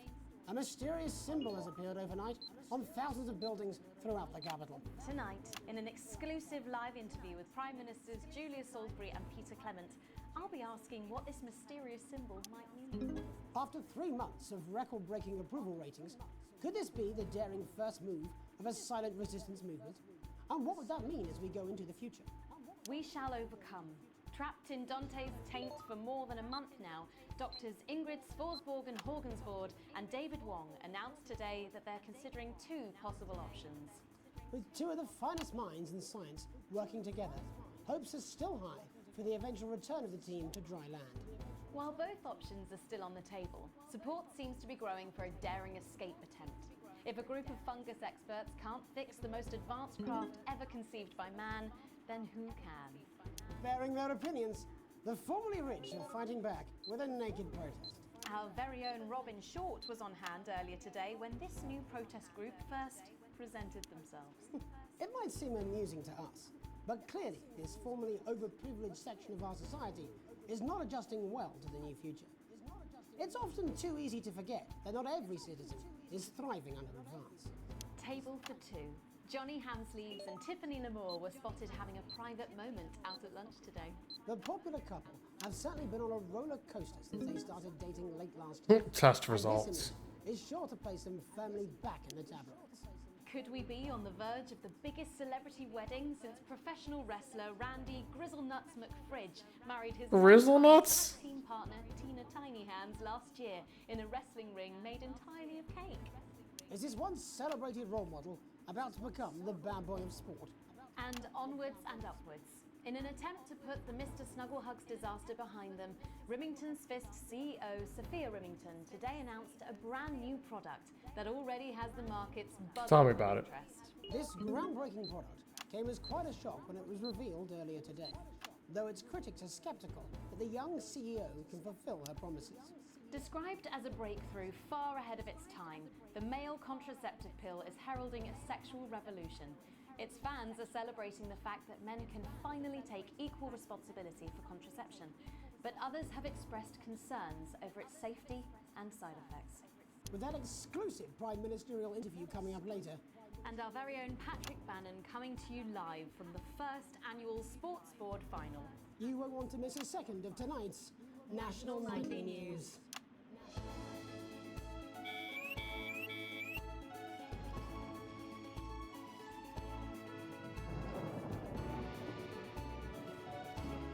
I hear a thunderstorm outside. This is going to be chaos, isn't it?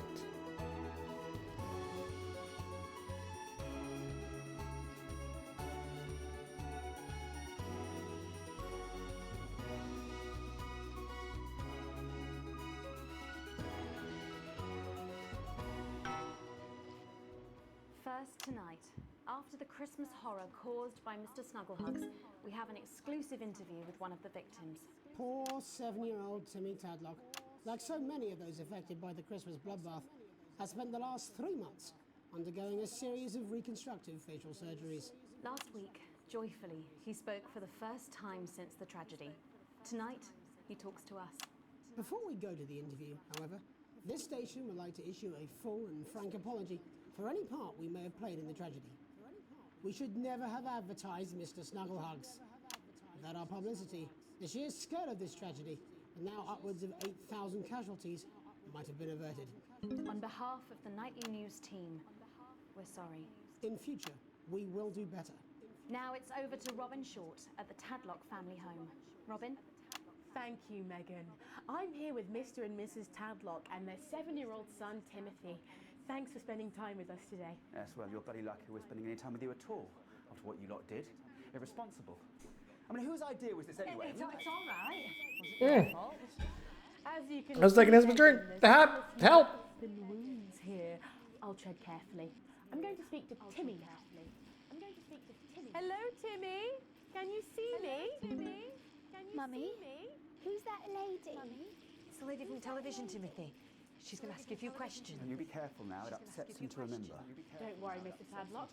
I wasn't the youngest ever editor of the Swinstead Middle School Inquirer for no reason. So, Timmy, can you tell us what happened to you? You had just unwrapped Mr. Snugglehugs, hadn't you? Was he under the tree?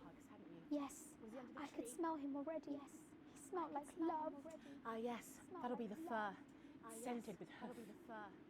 I was so excited. I ran up to my room and gave him a big hug. He was so soft and warm, like our cat, before he got in the way of Daddy's Porsche. Bloody cat had a death wish. And what did Mr. Snugglehugs say to you? He blinked his real action eyes and said, "You're my very best friend." But I sure wish Mrs. Snugglehugs was here, and she can't be, for just $89.99. And then it's a general error. 41. Is that when he burst into flames? Careful. And then he exploded. Oh, look, I've asked you nicely. And am I right in saying that one of his real action eyes is now permanently embedded in your cheek? Yes. When I took him in at night, it glows through bandages. I know it's under there. Staring at me. Yeah, some of the other children have started calling him Timmy Three Eyes. And with his glasses, that's 5. It's too many eyes, Robin. And what's the last thing you remember before the darkness overtook you? He looked at me with his one eye and laughed. Laughed as he burned. It sounds very traumatic. Do you have nightmares? All right, that's quite enough of you two coming in here with your camera trying to make a buck out of our suffering. I won't have it. Mr. Tadlock, just a couple more questions. Timmy, do you think you will ever be what we can call No, you've had your normal questions, and now look. Oh, you've made him cry with all three of his eyes. Do you think your parents will ever really love you again? Right, that's it. Enough. Mr. Tadlock. Oh, Jesus. So there you have it, Megan. Just one of the many victims of an indescribable tragedy that has shaken our nation. Thank you, Robin. Harrowing stuff. And many questions to be answered by Sophia Remington in the coming days and months, I'd wager. How will she turn this crisis around? So, Jeremy, what are the warning signs a consumer should look out for when they're spotting a dangerous toy? Well, Megan, experts advise to always check for the new Advanced mark, which guarantee a level of safety and quality. Yeah, can we just get a close-up on camera 3 here? So if we take a look at this National Nightly News mug, you should see the mark just on the base of it there. In the wake of the scandal, the government were praised for their swift response in bringing in this set of stringent checks and new products. It certainly is good to know that someone's watching out for our families. When we come back, our very own Patrick Bannon will be live from the Sports Board Finals. Stick around, you won't want to miss it. Stick around. We'll be back after these messages. 1 minute back. Oh, sorry, I'm bursting. This is Crazy Neil's extra exciting bed and crazy cushions very Easter good. extravaganza. We're going to Megan. give you crazy Yes, bed yes. prices. You want just a mattress? Back, We got a Jeremy. system there, Women one are coming. down. I'm more worried about We the like beauty of my head. We've been soaking bed, taking up space. This has got the crazy Ooh, I got an A+. We're getting reports in that naked protesters might try and spoil the sports board final by waving their fleshy bits about. Try and make sure you don't broadcast it. It's 6 p.m. for God's sake. No one wants to see fannies on the news. Bozeman out. Crazy Neil this Easter. Don't be lazy. Let's get I hope that's not actual nudity, right? You want to sleep on your lawn? We've got flower beds. We have even got shrubbery. You want to sling a hammock? We'll throw in the trees for free. You need a sleeping bag? We've got men's sleeping bags, boys' sleeping bags, couples sleeping bags, you could sleep it upside down with just your feet out. We got beds you can sleep on your front. That's what it says. Yes, I understand that, but I always say welcome back. I think we should just keep it as it is. Well, of course you do. I've got one hack line. What's that supposed to mean? I didn't write it, Jeremy. That's all right, fine. Jenny, there's something wrong with the auto cue. 10 seconds. Oh, I just felt a drip again. Have they not fixed this? I want to see us fry. It's good for the ratings. 5, 4, 3. Welcome back to the National Nightly News. I'm Megan Wolf. Coming up later, we'll be speaking to the Prime Ministers about their exciting new healthcare facilities, transition centres. Nice to see they care. You're absolutely right, Jeremy. But first, we're going now to our own Patrick Bannon, who's reporting live from the finals of the new game that's gripping the nation, Sports Board. Patrick? That's right, Megan. You join me live here from the final of the first annual Sports Board Championship. It's been a hotly contested competition so far. I think it's fair to say these two have been dancing around each other all season. First up, we have Ellie Striker. She's the more experienced of our two players today. Striker has got an accuracy of 7, a danger rating of K, and a 12-month driving ban. Striker's known for her signature move, the Lanky Hamster. And facing her tonight, hoping to prove himself with a career record of 12 outs, 14 finishes, and a divorce pending, it's Mr. Wingspan himself, Tommy, the Fingernail Harris. Just waiting on the ref now. The slapping ceremony is taking part. Okay. And Striker, of course, first to start as she won the trivia round earlier on by some margin. Harris, perhaps the brawn and not the brain. Stupid. Eddie Striker.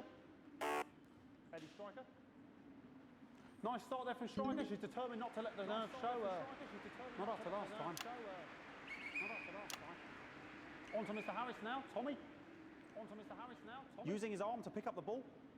Not a bad shot there from, Oh, let me do that. from Harris. Back to Striker. For shots number 3. All right. She's gone to sort of throwing it under her legs. Not bad if you ask me. To Harris. Bit of business with the ref, but it got sorted out. Bit of business with the ref, but it got sorted out. Back to Harris now. A ball in the hand is worth two in the bush. Harris now. Football. Move back. I'd say that's fair, but what do I know? I'd say that's fair, but what do I know? Oh no, and Harris is not going to be happy with that. So it's really not a good start there for Tommy Harris in round one. We can only hope that round two treats him a bit better. But first, of course, after the argument with the ref section, it's time to change ends. Now we have the ceremonial changing of the ends.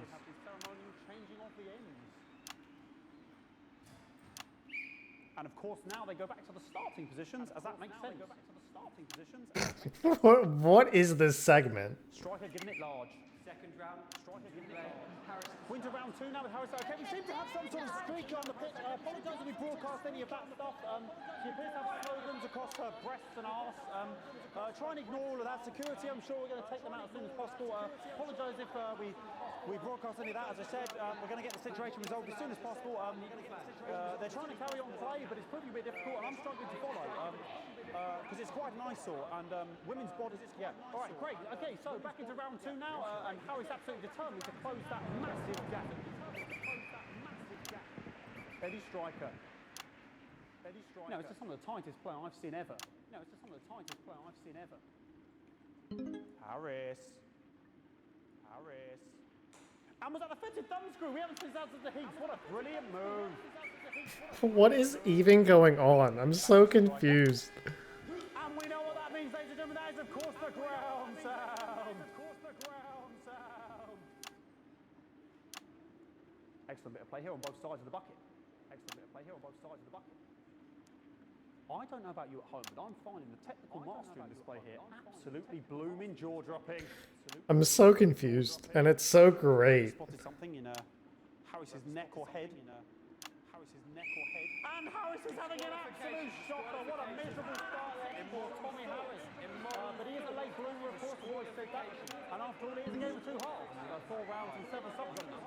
But now, of course, it's time for the half-time show. Sponsored by Remington Switch. On my whistle. Nice piece of music here to start the half-time show. Okay, another posh protester loose on the court here. We can only apologise for that. We'll do our best to shield you from having to look directly at it. Is running around here with his genitals on display for all to see. And ruining what was shaping up to be quite the dance interlude there. Now he's thrusting himself in Harris's face. Security's on it. And the bucket has been knocked over. I cannot stand it when the bucket gets knocked over. Hopefully he'll get taken. That damn bucket! Genitals flying around for all to see. Really, if you ask me, not Sunday morning television. He's going around like all the frames. What do you want me to do? Boy cannot be in the final pose. And a lovely finish there on both sides of the bucket. I wouldn't like to call that one. And as we head into Not the bucket. Don't knock down the bucket. players' heads, but unfortunately, because of science, we can't.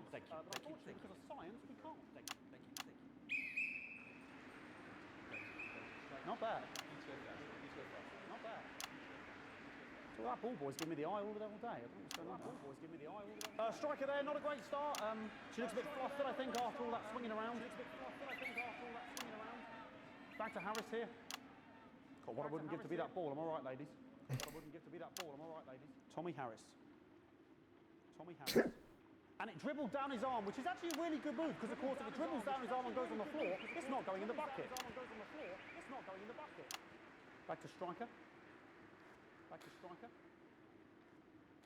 So fucking confused. And striker's gone for the animal bonus there, but of course perhaps... And yes, Harris has counted with a tiny bell. That is wonderful play. Of course we've seen that before. Look at her face. She is absolutely gutted. What a mug. That could have been the clincher. What a massive shame. Harris receives possession now. Harris to serve now. Harris, of course, undefeated by Kestrel in his last 4 battles. There we go. Tommy Harris. That's all right. Not bad there. He threw it quite far away from him, which is quite a good idea. Very clever there. Perhaps a little contact. Caution from the referee, who's being, if you ask me, a little bit harsh. Ellie Striker. And she's let the nerves get to her. What the hell was that? You hate to see it, don't you? You cannot believe it. for God's sake. Okay, like, I mean, this is a mess now. I don't know what I can be doing about this. I mean, there's sort of breasts and genitals for all to see. I mean, there's only so much I can do. They're sort of everywhere, aren't they? I'll try and carry on. The players are trying to carry on, but of course it's difficult because these protesters hopefully we can get them taken off soon so we can carry on with the match. What's going on here? Yes. We want our money. Yes, very good. Take them away. Bloody wasters. Absolute wasters.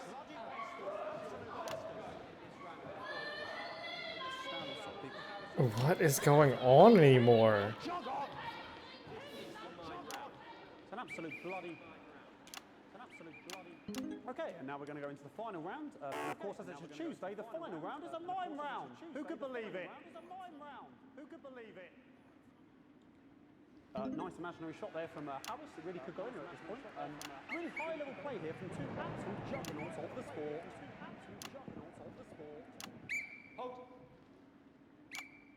The bucket getting moved back to its proper place. About time, if you ask me. That damn bucket needs to be in its proper place. 2 inches to the left. Juggling it around from her hands. And she's put it in her mouth like as if it was an egg. And now she's spat it out. She did the egg spit. So a wonderful move there, quite late on from Striker. But she's in it to win it. On it like a car bonnet. On it like a car bonnet. Tommy Harris here, having a bit of beef.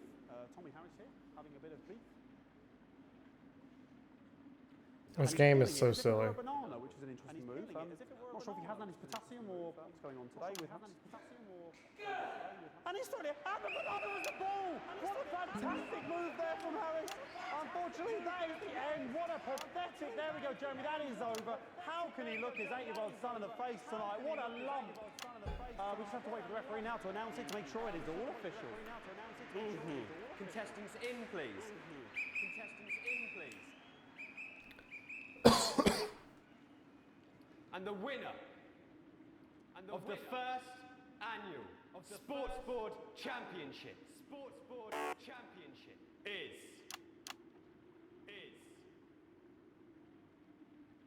everyone! Okay, the ref has decreed once again a win for everyone, including me as my 15th win in sports. That's my 15th win. Celebrating tonight with my wife and children. Another wonderful victory for me. Here come the on-site security to collect their medals, their 6th and 7th respectively. Oh, jeez. Thanks again for watching the Sports Board Championships. What more is there to say? I'm Patrick Bannon. Looking forward to celebrating tonight. And all I have to say, Jeremy, is back to you in the studio. Patrick Bannon had an extraordinary final. Historic sports board, Jeremy. I didn't know you were a fan. Yeah, I can wrench a doubler with the best of them, I'll have you know. I certainly wouldn't bet against you. When we come back, I'll be talking live with Prime Ministers Julia Salisbury and Peter Clement, who apparently have a big announcement you wouldn't want to miss. That's coming up after these messages. That's coming up after 1 minute back. Fucking microphone shocked me. What? Fucking microphone just shocked me. Where's that sound guy? Are you scared? Everything okay? Oh, the mic's just trying to kill us now, apparently. You'll be fine. You're unshockable. I'm immune to your cheap flattery. I'm wearing you down. E? Just heard from the chaps in maintenance that this storm is causing the odd power surge. Some of your controls might be a bit dangerous. Now, I know You don't say. you can take the odd shock for the sake of a perfect news broadcast, but too many in quick succession can stop the old ticker. I'm sure you'll make the right decisions. Boozman out. Oh. Seem to have sprung a leak. Well, I see. You're going to need a whole new lining up there. We'll look into it, Mince, but so good to see you again. Miss Wolf, your star seems to be in the ascendant. It's a great time to be alive. Bloody right, Peter Clement. Megan Wolf. That's a Superman shade you've got there. She's tougher than she looks. Am I here? Here with Mr. Clement on your left. Right you are, pet. You'll see, Dad. 10 seconds, everybody. No, mine's fine. Have you had a little accident? 5, 4, 3. Welcome back. I am delighted to be joined by Prime Ministers Julia Salisbury and Peter Clement. Welcome to the National Nightly News, Prime Minister. Oh, please, it's just Julia and Peter. We don't believe much in titles. It doesn't seem very advanced. We're delighted to be here. Well, firstly, I should ask how you feel about the graffiti that's been springing up across the capital. Should we be worried? Oh, no, you definitely shouldn't be worried. Well, not unless you've got a fatal paint allergy anyway. But yes, it does seem that there are still some people we haven't been able to help. You know, whinges. People who've yet to benefit from the many advantages of the new future. And you know, Megan, as my old mum used to say, there are some pissants who just don't know how to be. We're working hard to reach these people, find out what they're angry about and how we can help. The door to my government is always open. Come on, it's dripping on me. But we didn't come here to talk about what may yet turn out to be some alternative arts projects. Which we no doubt will have funded. When we want to talk to the nation about something far more exciting. Yes, your office briefed us that you have an announcement to make, but they were being surprisingly secretive about it. Let me ask you a question, Megan. Okay, it's not usually how it works, but... What scares you? I mean, really scares you? It's death. It's talking about. We're all afraid of our deaths. It's part of being human. Sorry, are you saying that Advance have cured death? That'll be a vote winner. Yeah, that was definitely a drop there. But while we may not have cured death, we hope we found a way to make it much less scary. And much less painful, and much less expensive. Look, which is me close-up camera there? Which is me close-up camera there? When I was 13, my mum came and got me from school. He had to go to the hospital. My granddad, he'd collapsed that morning, so we'd all to say our goodbyes. And I went in to see him. We were all frail and pale. I was scared because I'd only seen him the week before, and he'd been fit as fiddle. And he said to me, Peter, he said, it's the right time. I don't ever want to be a burden to the people I love. Was that the last time you saw him? Nope, 3 days later he never saw me. He lived with us for 9 miserable years after that. He had to be fed with a rubber spoon. He had a commode, so he'd just take a shit right there in the lounge while we were watching football. He wouldn't even wait till That was good timing. He wouldn't even wait till Sounds... it was awful. It was awful for us, and this is the point. It were awful for him. He could see it was destroying me, man, watching him slowly fade away. And he would beg her to turn off his breathing equipment at night, but she couldn't. Or she wouldn't. It were a crime, you see. And she didn't want to lose the children, as well as her old man. No family should have to suffer like Peter's did. And now no family will have to. The health service is today opening the first of 300 new transition centres. The transition centres will handle everything for your last days. The legal, financial, medical and emotional costs are all catered for and paid for by the government. So even the poorest citizen gets to pass on with dignity when they choose. And that choice is important. This is a service only for people who choose it. For people who feel they've run their course and don't want to burden themselves or their families with a slow, long, humiliating decline. Just giving me electric shock. Are you okay? I don't know. I fried my asshole. We're still on the air, Peter. Yes, sorry, my apologies. Oh. Are you not worried that this new system might be open to abuse? In what way? Sorry, I've got a sap to get. Can I get a little bit? That the older generation might feel somewhat...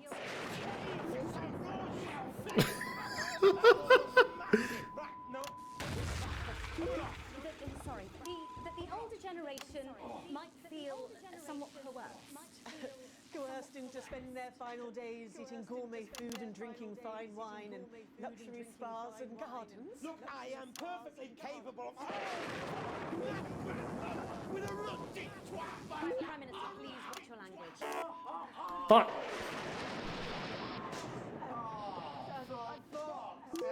Go get yourself sorted out. Right. We're launching watching a government information film tonight. It should tell your viewers everything they need to know. You really do move at a breathless pace.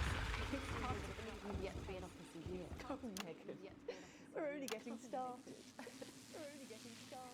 And on that note, thank you so much for being here. Jeremy, for being here. Right, yes, that's all we have time for tonight. Thank yous go out to our guests. Congratulations to all the winners at the Sports Board final. And we'll see you tomorrow night at the same time. My name's Jeremy Donaldson. If you can, have a peaceful night. If you can, have a peaceful And we're out. Good job, everybody. Oh, shit. So they just... I don't suppose there's any way this could be a good thing. Also, transition the moment I start the leak. Shit, that was horrible. At least I got a C. It could have been worse.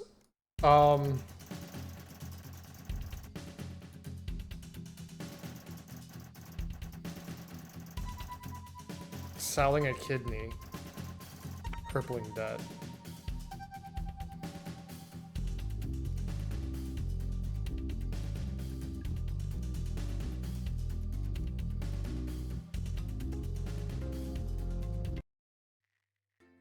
It's pretty good. I'm very much enjoying it so far. The lockdown.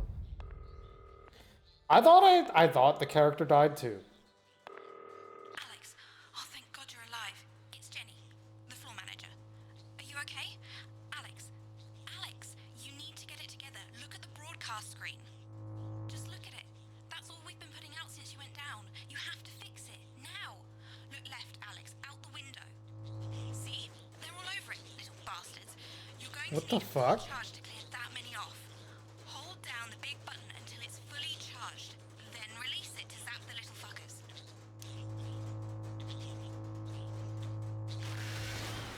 Excellent, Alex. We're broadcasting again. They must have built up while you were napping. Usually it only takes a tap on the button to clear one. Look, there's a lone one climbing now.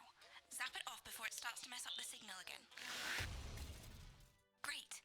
That seems to be the last of them. For now. Right. We're about a minute out. Oh my Get the goodness. adverts loaded up. I've got to deal with my pet idiot. And Alex, keep your ears open. You'll hear them climbing up the tower. Don't let them build up. Internal use only? Employee training video! Occupational hazards? This has no credibility, Jenny. No professionalism. It's not a mess. Everything is where it should be. It's ramshackle and characterful, and I expect you to know the difference. Of course Megan's place looked lovely, but I can't see it, can I? Thanks, Jenny. How's lock-in with the boyfriend going? Decided to take his chances on the wild streets, eh? Rather than endure another romantic comedy. Jeremy, Jenny says your hair looks stupid. Yes, I can hear her. And she says she's not talking to you. Yes, I know, I can hear her. Shall I count us in? Make it so. Okay, 10 seconds. Break a leg, everyone. Preferably a furry one. Haha. Haha. 4, 3. Good evening, I'm Jeremy Donaldson. And I'm Megan Wolfe. Our main stories tonight. Snugglefucked? It's been almost 5 weeks since all the Mrs. Snugglehugs toys woke up simultaneously in factories worldwide and began searching for their husbands. The Mr. Snugglehugs we had so short-sightedly destroyed. And now, as this photograph suggests, they may be changing tactics. Built to surprisingly traditional gender stereotypes, the Mrs. Snugglehugs have been arming themselves with a variety of household implements. All the more reason to make sure that cat flap is taped up good and tight. This frightening new development means that even those previously thought to be relatively safe, like the young and fit, must take care to watch their backs and keep their ears open for the soft steps of sinister feet. Going stir crazy, with no signs of Mrs. Snugglehug's batteries running out, and the government lockdown now in its 31st day, domestic relationships across the country are taking some unexpected turns.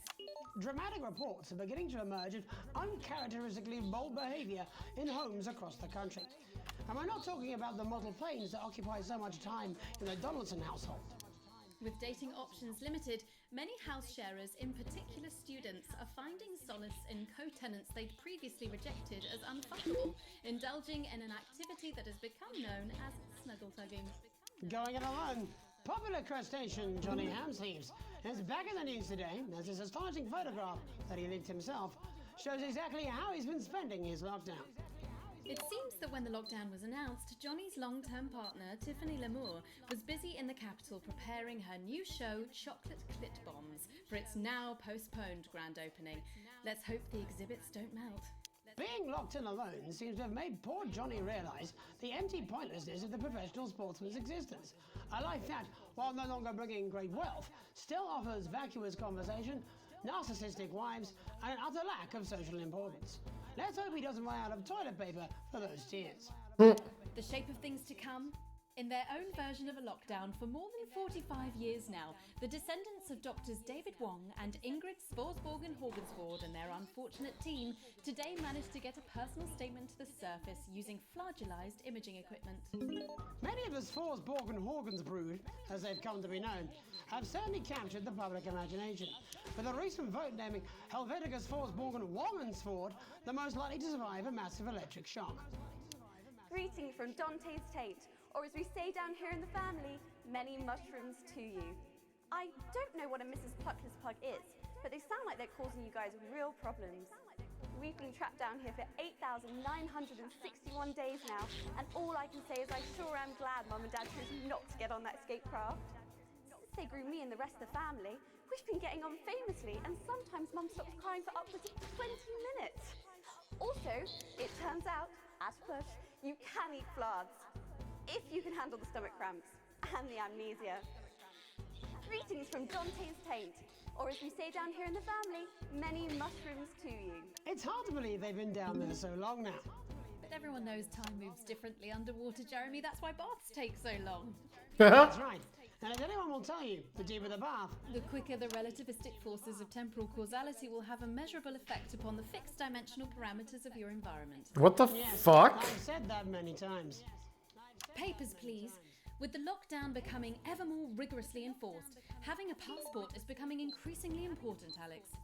The government caused controversy today by announcing a fresh charge of passport fraud with an imaginative form of punishment for those found guilty of this brand new but incredibly serious crime. In what's being called a draconian measure, the government has reinstated the ancient right of trial by custard. Just like in the old days, if you float, you I almost just choked on my drink. But if you sink, well... Trial by custard? Oh god.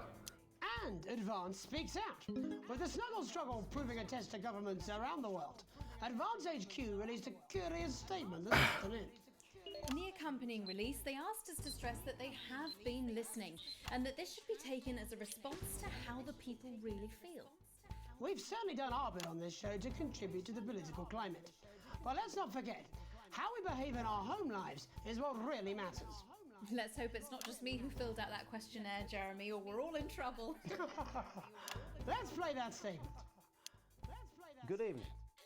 One of the many new jobs I have in this current crisis is to liaise on a daily basis with the Department of Perambulation, and they have made me aware of these. Now, these are genuine requests from citizens for permission to go outside. I would like to share a few of these with you tonight under the loose heading of what the fuck is wrong with you people? How difficult is this to grasp? I'd like to start with James from Angerhampton, who says he needs to go out because there's a duck in the park that I like to try and feed on a Friday.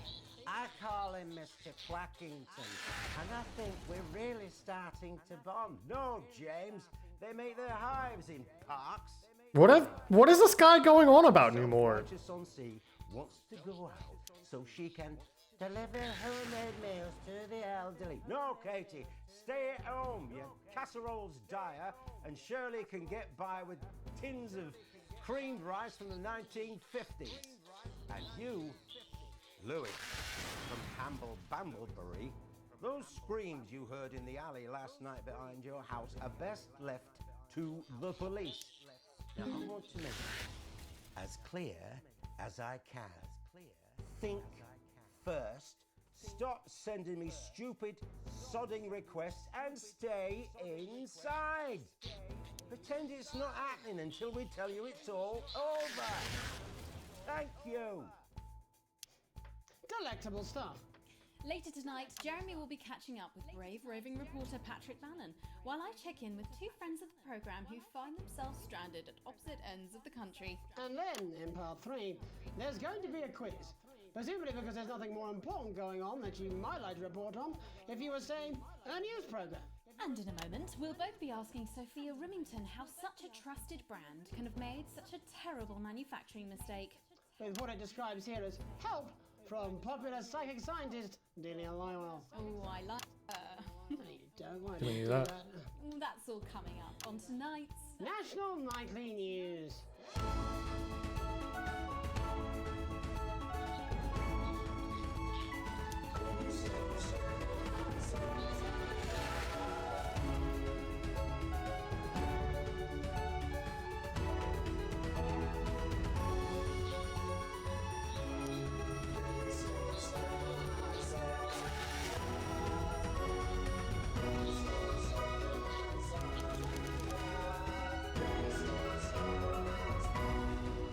First tonight, how did we get here? Where are we going? And most importantly, who's to blame? Joining us from her ranch in Arlingsfield, Milkirky is the CEO of Rimington's Fist, internationally respected business Svengali, Sophia Rimington. Thank you for having me, Megan. I'm a huge fan of your work. And from a crystal healing laboratory in what I assume is a garage in Upper Lowington, inexplicably renowned psychic scientist, Dr. Delia Lywell. Thank you for being here. Thank you for having us. Sorry, us? Myself and the eminent professors. Is that what you call the voices in your head? The voice seem to attract dead scientists. I don't really know why. The money? They express themselves to me through ethereal algebra and quadratic predictions. It's all very technical. No, it isn't. I concur. Miss Remington, the entire Snuggle Hugs range will surely go down as the biggest public relations disaster in history, won't it? Well, of course, that's one world record we would never have sought to claim. What can you say at a time like this? There is only one thing that can be said. I'm sorry. I keep getting We're those sorry. two frames mixed From up. everyone here at Rimington's Fist, but especially the dedicated inventors and world-beating engineers at Riming Toys, we are deeply, deeply sorry. Who could have predicted that letting a child's toy learn how to love could have such unforeseen consequences? Mary Shelley? We see you, Sophia Rimington. You are preening by a metal vessel, and where you venture, you will see neither land nor sky. Is that supposed to be the future? Only the past is concrete. I remember being a child in my grandpa's workshop when he made the first dancing hangman toy. He put it by my bed, and when I couldn't sleep, I'd wind it up and let it go, and I'd watch that happy little execution and just wiggle and wave his tiny leaf and dance before my eyes. Grandpa sold thousands of them, on the quiet. And he used the money he made to found Riming Toys, which is now just one small part of the global supermassive megacore that is Rimington's Fist. Sadly, we lost Grandpappy along the way. He died in a fire at the preschool tobacco factory. What? Another one of his pet projects. But we never lost his spirit of invention. Yes, I'm not entirely certain what your grandfather's offensive toys have to do with the current predicament. The spirit of invention, Mr. Donaldson. But again, I messed up that frame. I mixed it up, I mean. And that is why I'm here today. Keep thinking the bottom left is 2 when it's not. It's 3. Simultaneously around the world from midnight tonight. We said science! Science! This lady's crazy as fuck. It's breath on the wind. It's fart under the covers. How does she do it? Well, please, don't keep us in suspense any longer. Won't be my feature she's making up next. Rimington's Fist is proud to present Snuggle Traps. Safety and security in these dangerous times. Each box of Snuggle Traps contains 8 devices, all guaranteed to stop a Mrs. Snugglehug in its tracks. That's enough for a small lawn or 4 window boxes. And you want to know the best thing? They're only $129.99 a box. Now that is affordable peace of mind. We see you, Jeremy Donaldson. Not now, honey, I'm mid-pitch. The best thing about Snuggle Traps is they're powered by next generation Flardinium batteries. So, however long the enemy lasts, these traps will outlast them. We see you, Mr. Donaldson.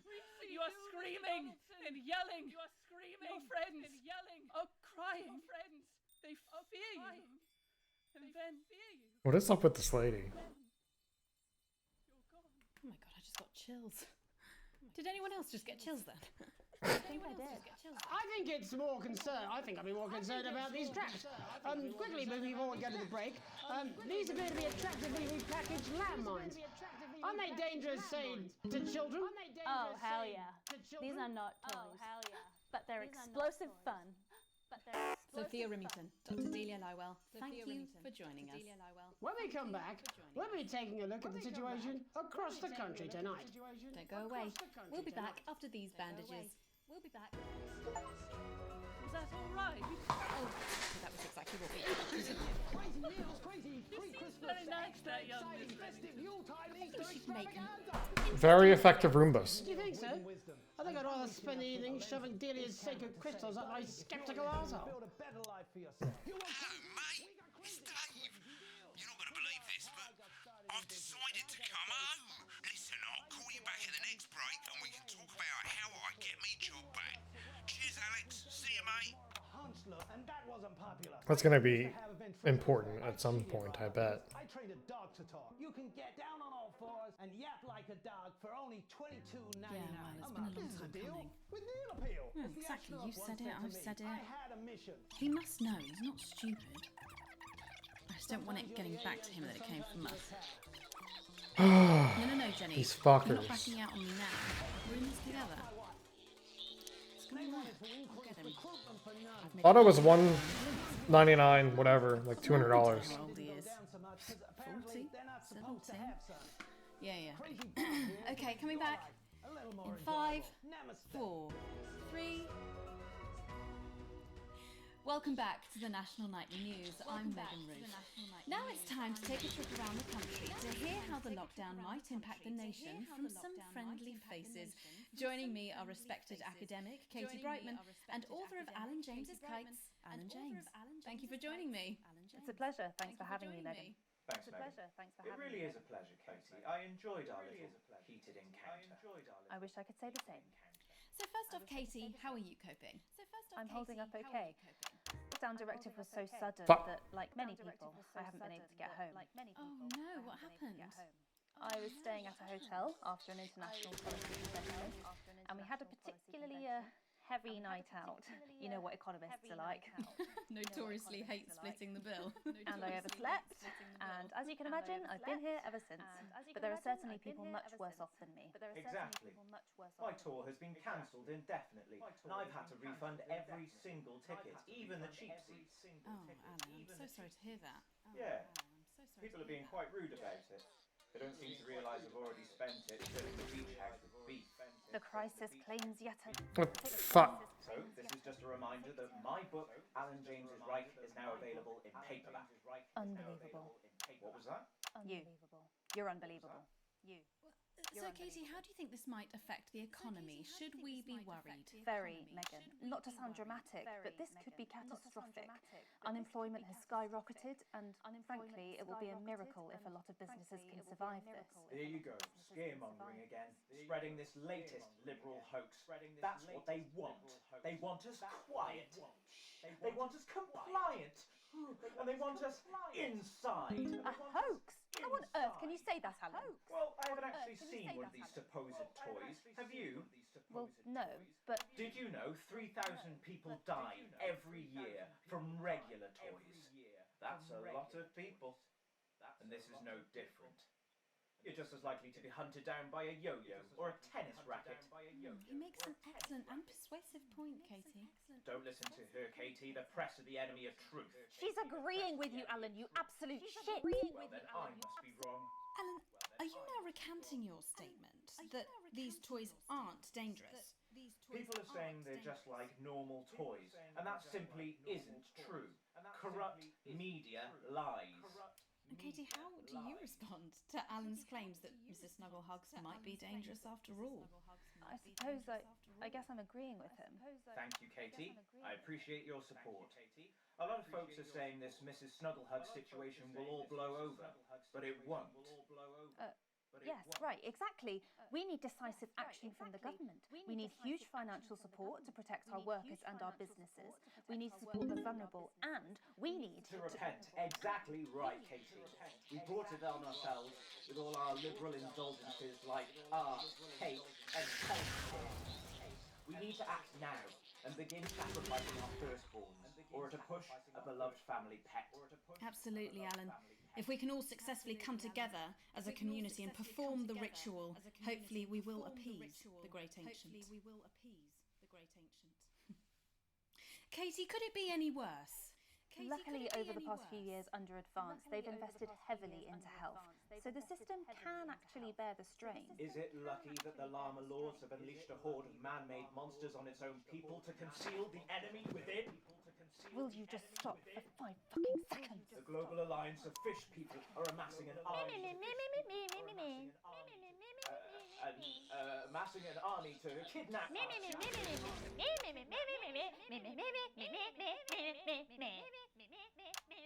That's you. That's what you sound like. That's you. That's what you sound like. But I don't sound like that. Yes, you do. You do, Alan. You do sound like that. And that's why no one wants to be your friend. And that's why I've got loads of friends. No, you haven't. I don't think you do, Alan. Yeah, stop lying, Alan. Yes, Not lying. You are. Oh, good one. Well, I'm telling. Alan James, Katie Brightman, thank you for joining me. Some real food for thought there from two of the territory's leading minds. And what is he doing with that big sandwich? Now I'll be heading over to Jeremy, who is going to be bringing us an up-to-the-minute report of the status of the nation. Oh Over my to you, God. Jeremy. Thank you for what I'm sure was a reasonable debate, which really contributed to the national conversation. Next, out on the streets, someone who's always doing exactly that. It's Patrick Bannon. Are you there, Patrick? Hello, Jeremy. Yes, hello. I'm here. I'm here live. Apologies for the quality of the broadcast today. Couldn't find any cameramen or women brave enough to come and join me, so I'm out here on my own. Right, and can you tell us what it's like out there? Yep, I can. It's as you can see behind me, the streets are currently completely deserted. My question, Jeremy, is just how long?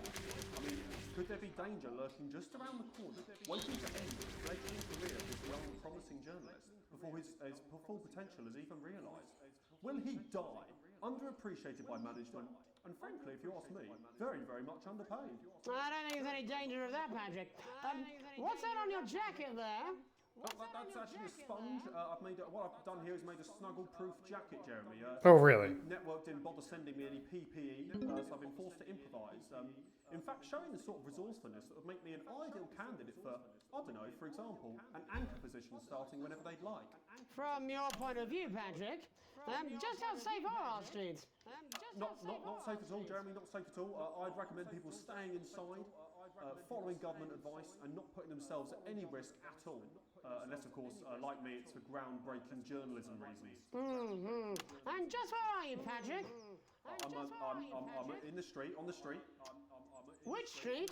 I think I'm struggling to hear you, actually, Jeremy, there. Which street? Which street are you on?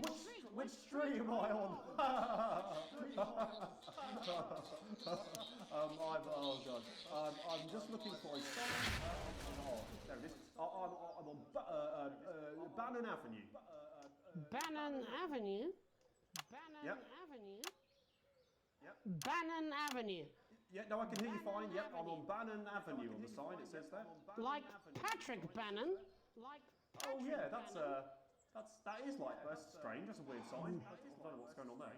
Where are you really? I'm on Bannon. I'm on Bannon. Alright, fine, I'm not on Bannon Avenue, I'm at home, to be honest. Alright, fine. Well, I'm in my bathroom, technically, but, you know, I couldn't face it, to be honest, mate. It's, you know, it's terrible out there. I don't want to go outside. They're everywhere. I'm sorry for lying. We don't expect any less of you, Patrick. We don't expect any less of you. Damn. I can, yes. I'm no expert, Patrick, but it sounds unmistakably like a tiny fist tapping on your door there. A tiny fist tapping on your door there. Oh, fuck, Jeremy, shit, no! Oh, bollocks, Jeremy. Perhaps there's a small queue of tiny fists, each wielding a different gendered household implement, ready to bash in the heads of lying little roving reporters. But you're lying, aren't you? Oh, shit, fucking, listen to me, you bastards! If you're out there, just piss off, you little fucking snuggle fuck! I'm too talented to die! I'm too talented to die! Okay, it's fine. It's fine. Oh, God, oh, God. Don't worry, Patrick. I'd say you've got a few seconds before they play their way in there and finish you off.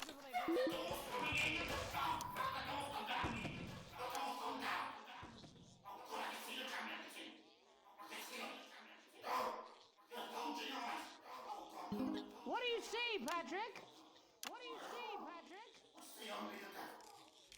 I see only Satan. Oh, God, no. They're coming to me. They're coming after me. You know me. You fucking little shit.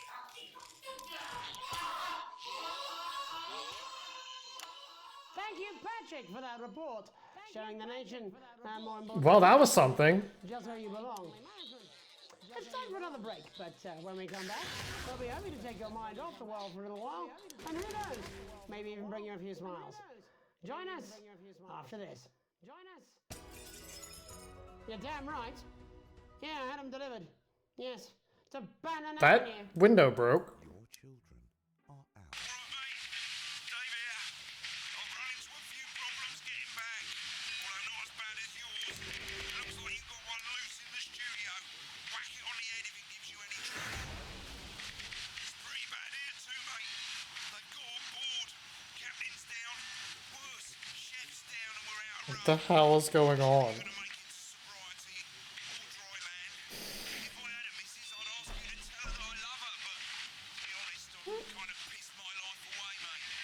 Me too, dude. Me too. Or abandon them to a life of shame and I don't have a significant other either. death on the streets. So you sent them to fly with us instead. No, I'm not. Be safe. I'm not going to. I guess I don't have to. What a little shit. No, you're being a child. the advanced go-getters. I'm not. We can't I'm not. believe I'm you not. fell for it. No, no. Oh, 5, 4, 3. Welcome back to the National Nightly. Well, welcome back anyway. We know isolation isn't easy, so finally tonight we have something a bit different for you.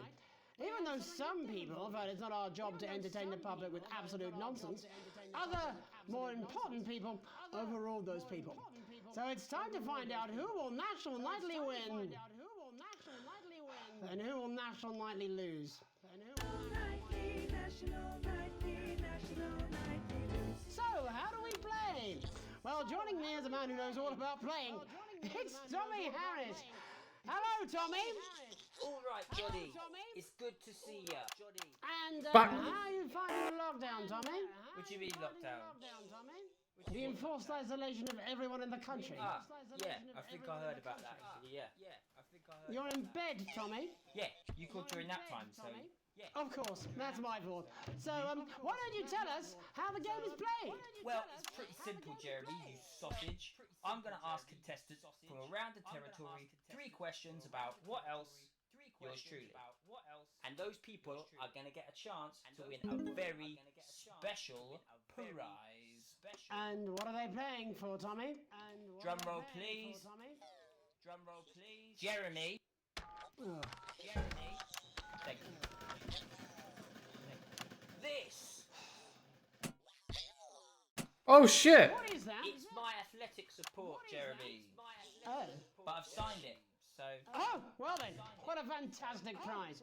Have we got anybody waiting to win this once in a lifetime prize, Jimmy? I believe we have Angie on the line. How do you feel about winning this man's old pants, Angie? I've never been so excited, Jeremy. And can I just say, I love you, both of you. Well, you've said it now, haven't you? Oh, Angie, I love you. In a way. Tell us about yourself, Angie. Well, what can I say? My name is Angie, always has been. I'm a human woman, and my dental hygiene has been described as acceptable. Brilliant! Right, well, shall we get this shambles on the way? Absolutely, John. Can I get 30 seconds on the clock, please? We haven't got a clock. Yeah, I did ask for a clock. So Well, why don't you start, and I'll stop you when it inevitably becomes unbearable to watch. I love it. All right, here we go. Time starts now. Question 1. When is my birthday? The 13th of August at 7:19 a.m.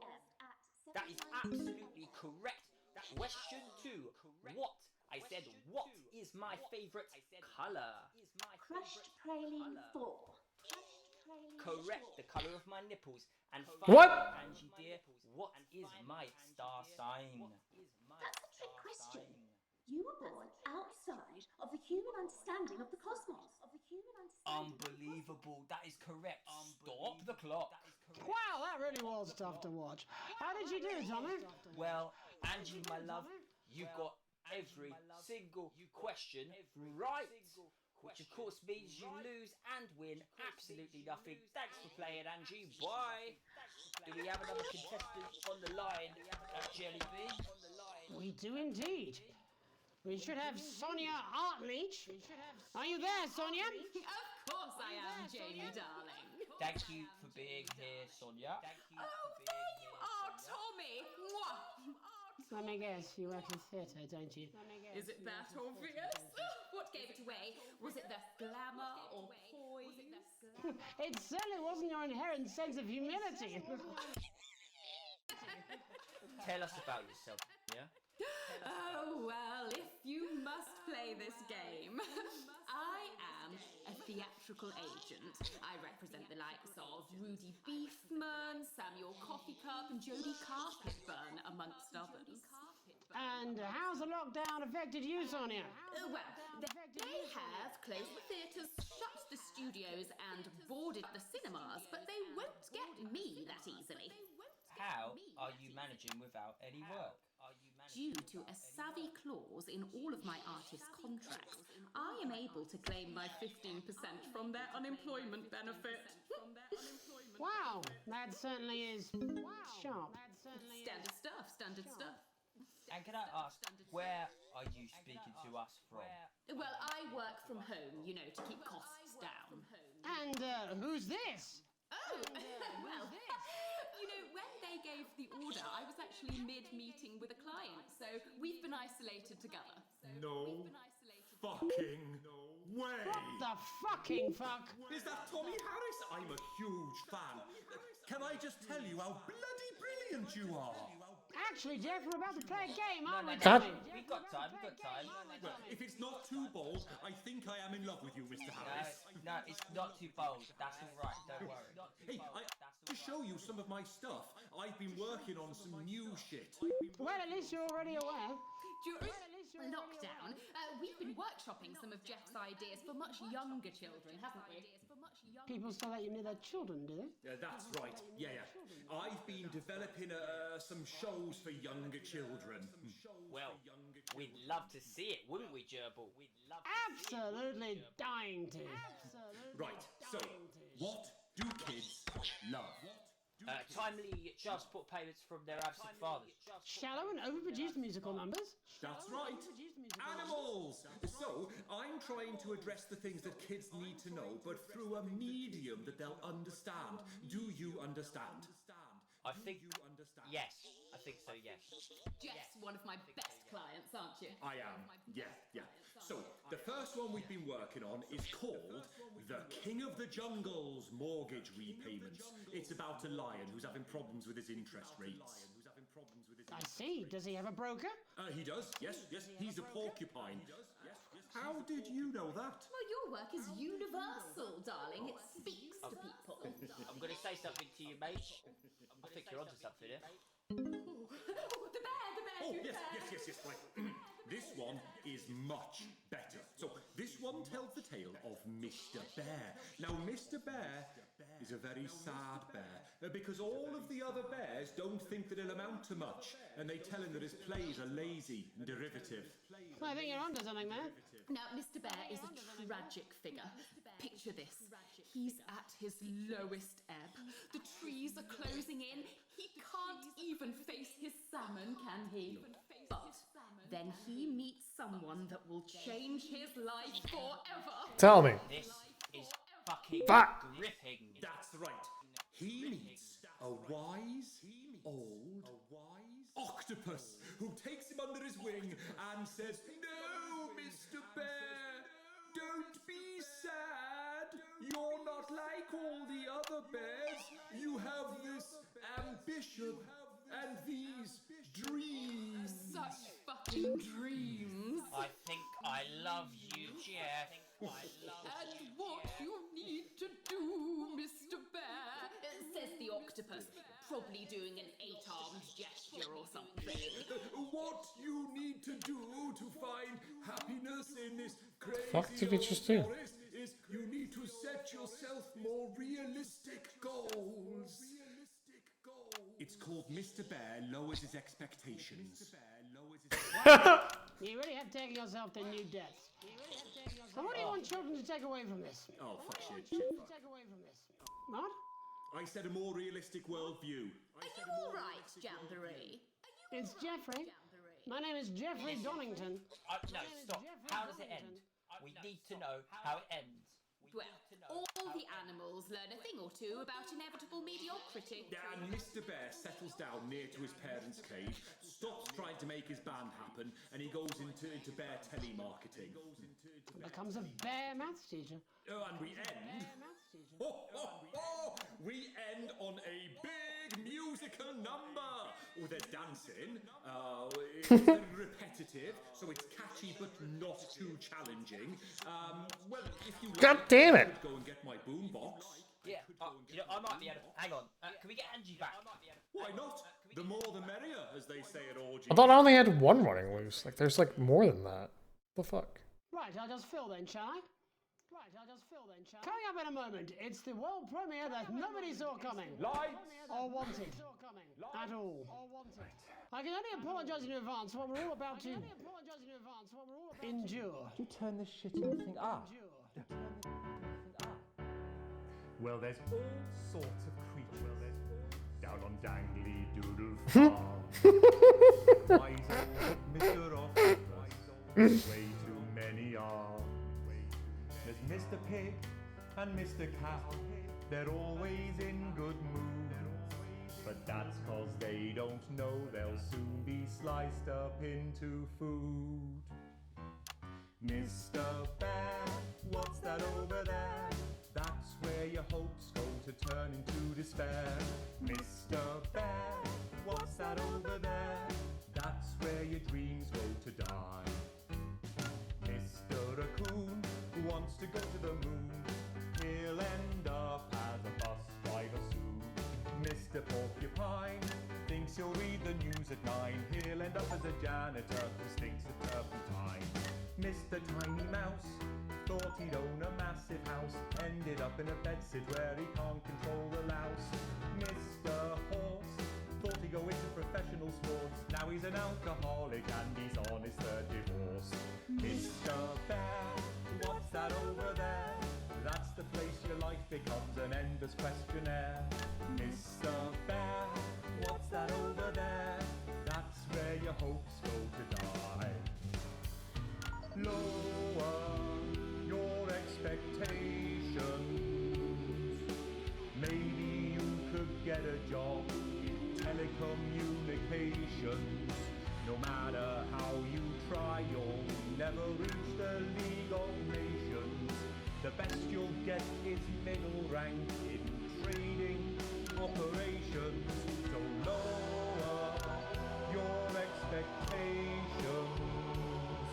You'll never win an Oscar, so there's no congratulations. The future that is coming will not meet limitations. We will save you from your own deterioration. Mr. Bear, what's that over there? That's a tramp who thought he'd be a multi-millionaire. Mr. Bear, what's that over there? That's where self-esteem goes to die. Mr. Bear, what's that over there? That's the disappointment that is waiting everywhere. Mr. Bear, what's that over there? That's where your schemes go to die. That's where your dreams go to die. That's where dreams go to die.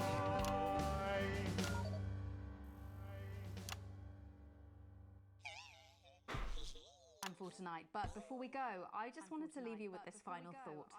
And by you, I actually mean you, Alex, up in the broadcast room, making sure we all look our best and keeping the signal strong and the language mild.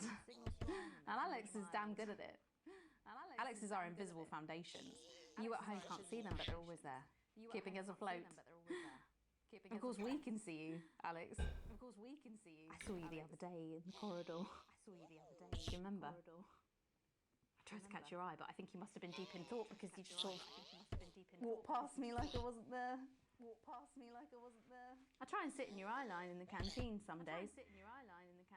Every day, if I'm honest. Oh no, it's wrong. I know you're married. I've done some digging. The fuck out of here. You risked being arrested to help Chris. And that you stretched yourself to let Susie go travelling. And you're no pushover parent either. You kept Charlie safe, even if he resents you for it.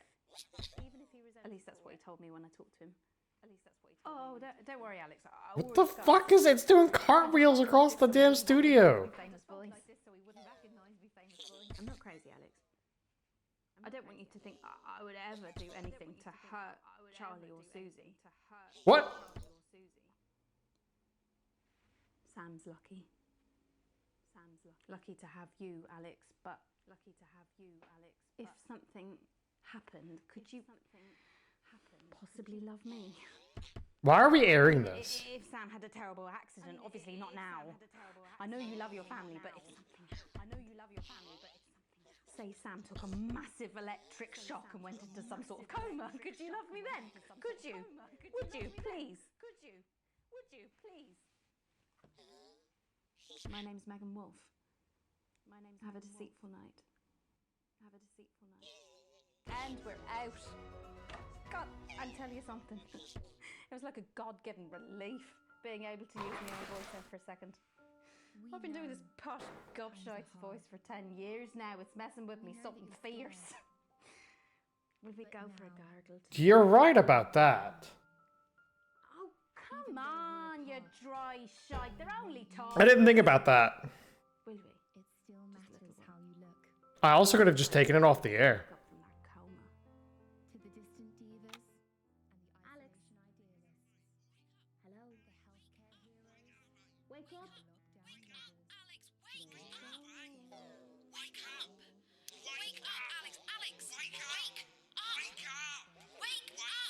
What are you talking about?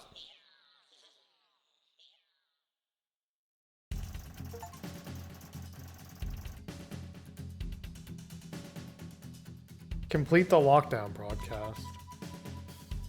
Oh. I kind of figured, like, when they were saying wake up, I'm like, am I the one in the coma? Like, it didn't not occur to me.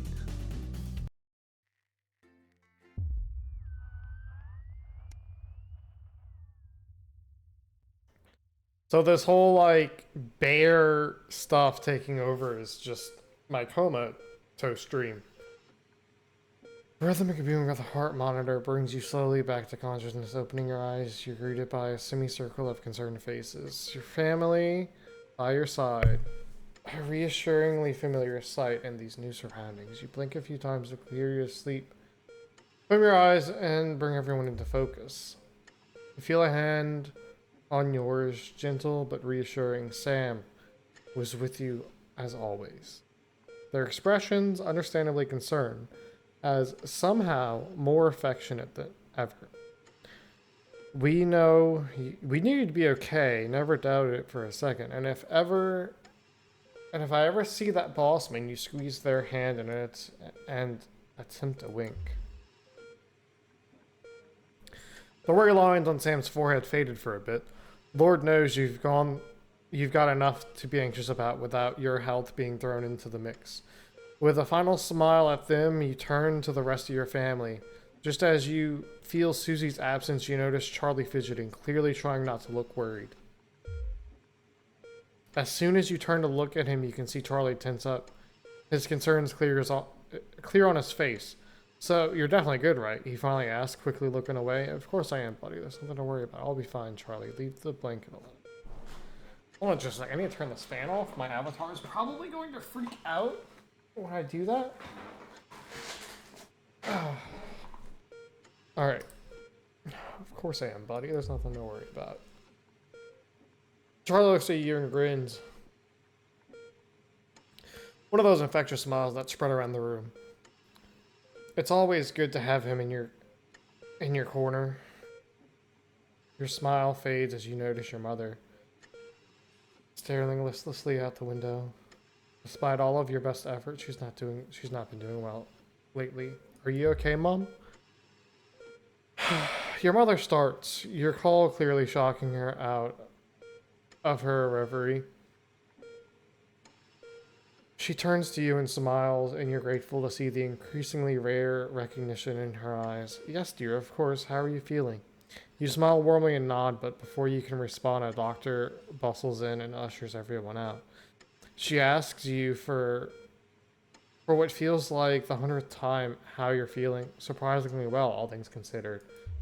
Reading this, it's hard reading this. I lost my grandmother to dementia.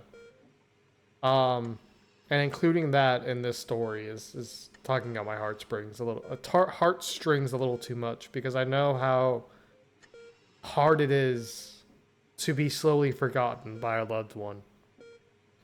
It's not easy. And I don't mean to get emotional on stream and all, but a part of me regrets not spending a lot of time with my grandmother in her final years. It was just so hard to be with her and her not recognizing me. When she first started, when the symptoms first started, she had this like dream or vision or something. I don't know what you'd call it. She started losing her mind. She was having these weird fantasies or dreams or whatever. She swore she like won me a Mustang from a casino, because she used to gamble a lot and go to casinos and enter a bunch of drawings and stuff. She had this dream or vision or fantasy or whatever. She won a Mustang and gave it to me. So for a while, we just went along with it until one day we're just like, Grandma, I don't have a Mustang. I'm sorry. We don't know where you came up with it, but we felt it was better if we just went along with it rather than telling you that you didn't actually, because it just brought a big smile to her face. Anyway, that's enough rambling. I'm sorry, guys. I'm gonna get back to this game now. I just wanted to get that off my chest. Excellent. There's no sign of any real damage, just a bit of a shock to the old system. Pardon the pun, she smiles. Not that we'd recommend you do anything like that again, of course. After a couple of days rest at home, you should be right as rain. She turns to leave but stops at the door. Oh, in the private room and care, the doctor gestures to your room, which you now notice looks rather expensive.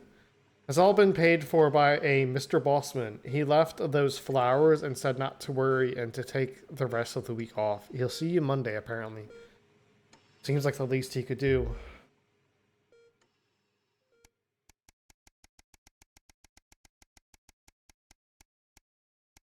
Anyway, yeah, I'm more than just this like character you see here in this voice behind a screen. I'm a human too. I've got emotions and family and feelings and all that stuff. I go through hardships just like everyone else. So it's important to show your moments of I guess sensitivity and what some would consider weakness. I mean, emotions aren't weak. It's not weakness. But to display it so publicly is definitely not normal. But it shouldn't be frowned upon, in my opinion. And that's kind of why I opened up a little bit just then and let that off my chest. And if you're going through anything like that, just know that your friends, your other family members are around to help you in those times. I mean, we've all lost people. And make sure you call your mother, your father, your grandma, grandpa, whoever's still around, and tell them you love them, because you don't know when they're going to be gone. Spend some time with them if you live close by, or plan a visit with them while they're still here, because you never know. As hard as it is, like I said, that's just the biggest regret I have in my life right now, is not spending more time with my grandmother in her final years as she was struggling and losing herself to dementia. But it was just so hard. Anyway, again, sorry to get back on a tangent. I just, again, wanted to get that out of the way. So day 180, a burden to bear. So that's probably why the previous segment, day question mark, because I was in a coma. It wasn't real, or at least I hope it wasn't. You come home from a particularly late shift to find the kitchen light still on, which isn't normally a good sign. Everyone's usually in bed by now. Softly opening the kitchen door, you find Sam sat at the table. Bills and paper are strewn in front of them, as well as what looks like to be their second pack of biscuits.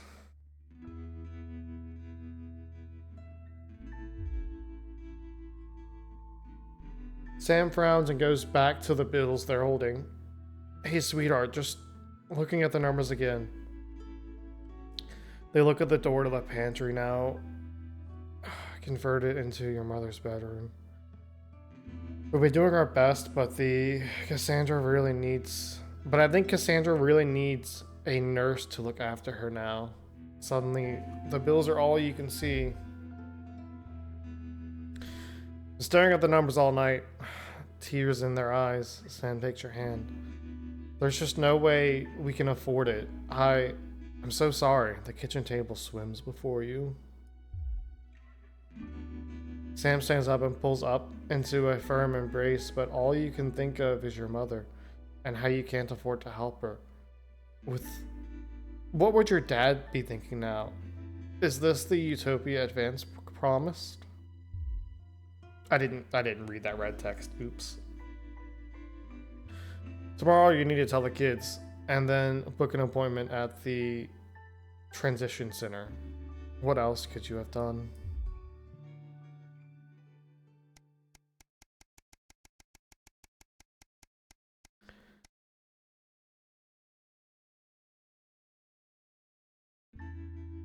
A letter home. Sam's out with work tonight and Charlie's staying at a friend's. The house is yours. You order a takeaway, have a couple of drinks, and decide to relax in front of the TV. Not a great selection tonight, but surely something to watch. You feel like a laugh. Comedy it is. Sam's not here, but you can watch a horror without him. You just want to switch off. Action thriller is the one. Sam's isn't a fan of historical dramas, so you make the most of them being away. Do an action thriller, why not, I guess. The writing's terrible, and you're pretty sure the lead actor got the role for their looks rather than their talent. Despite yourself, you're actually quite into it by the finale. Even if the bridge over the active volcano is a bit cliche, when it's over, you reach the fallen remote and instead find something small and metal lying under the coffee table. As you bring it out to the light, you're reminded of Sam's note on the fridge. Hey, sweetheart, Charlie's lost Susie's present. Would you mind looking for it tonight? As you hold it closer, you're surprised to find the gift's actually an engraved lighter for Chippy. She claims the nickname's affectionate, but Charlie still scowls every time she says it. You're not sure Sam would approve. The accompanying note from Susie explains Urkistan has a long tradition of glorifying the art of starting fires. Thought you'd like it. Don't do anything stupid, Susie. Hopefully it's just a souvenir and not a new pastime she's picked up. Or about to pick up. It's nice that she thought of him.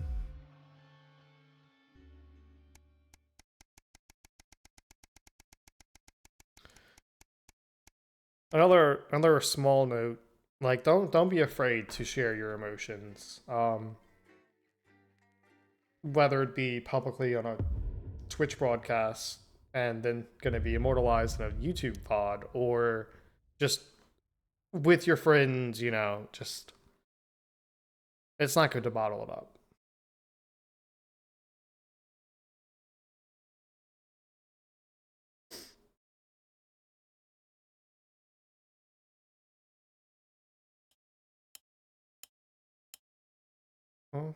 Oh. I mean it, Kath. Stay where you are, Kath. Jenny? This is not Jenny's decision, Jeremy, or yours. It'll be all right. I'll talk to both of you. Oh, good. You can tell him I'll return his wife's casserole dish at our dinner next week.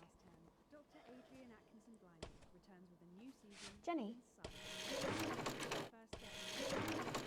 Oh. Kath, you're gonna have to leave. At 11:30, it's a double bill for popular transatlantic comedy That Nun. Letting it go to your head. She nearly blinded me. 10 seconds, I thought we were everybody. all part of a team these days. Things are better, Jeremy, you know that.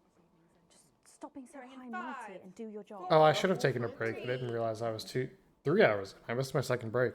Good evening. I'm Megan Wolf. And I'm Jeremy Donaldson. Our main headlines tonight.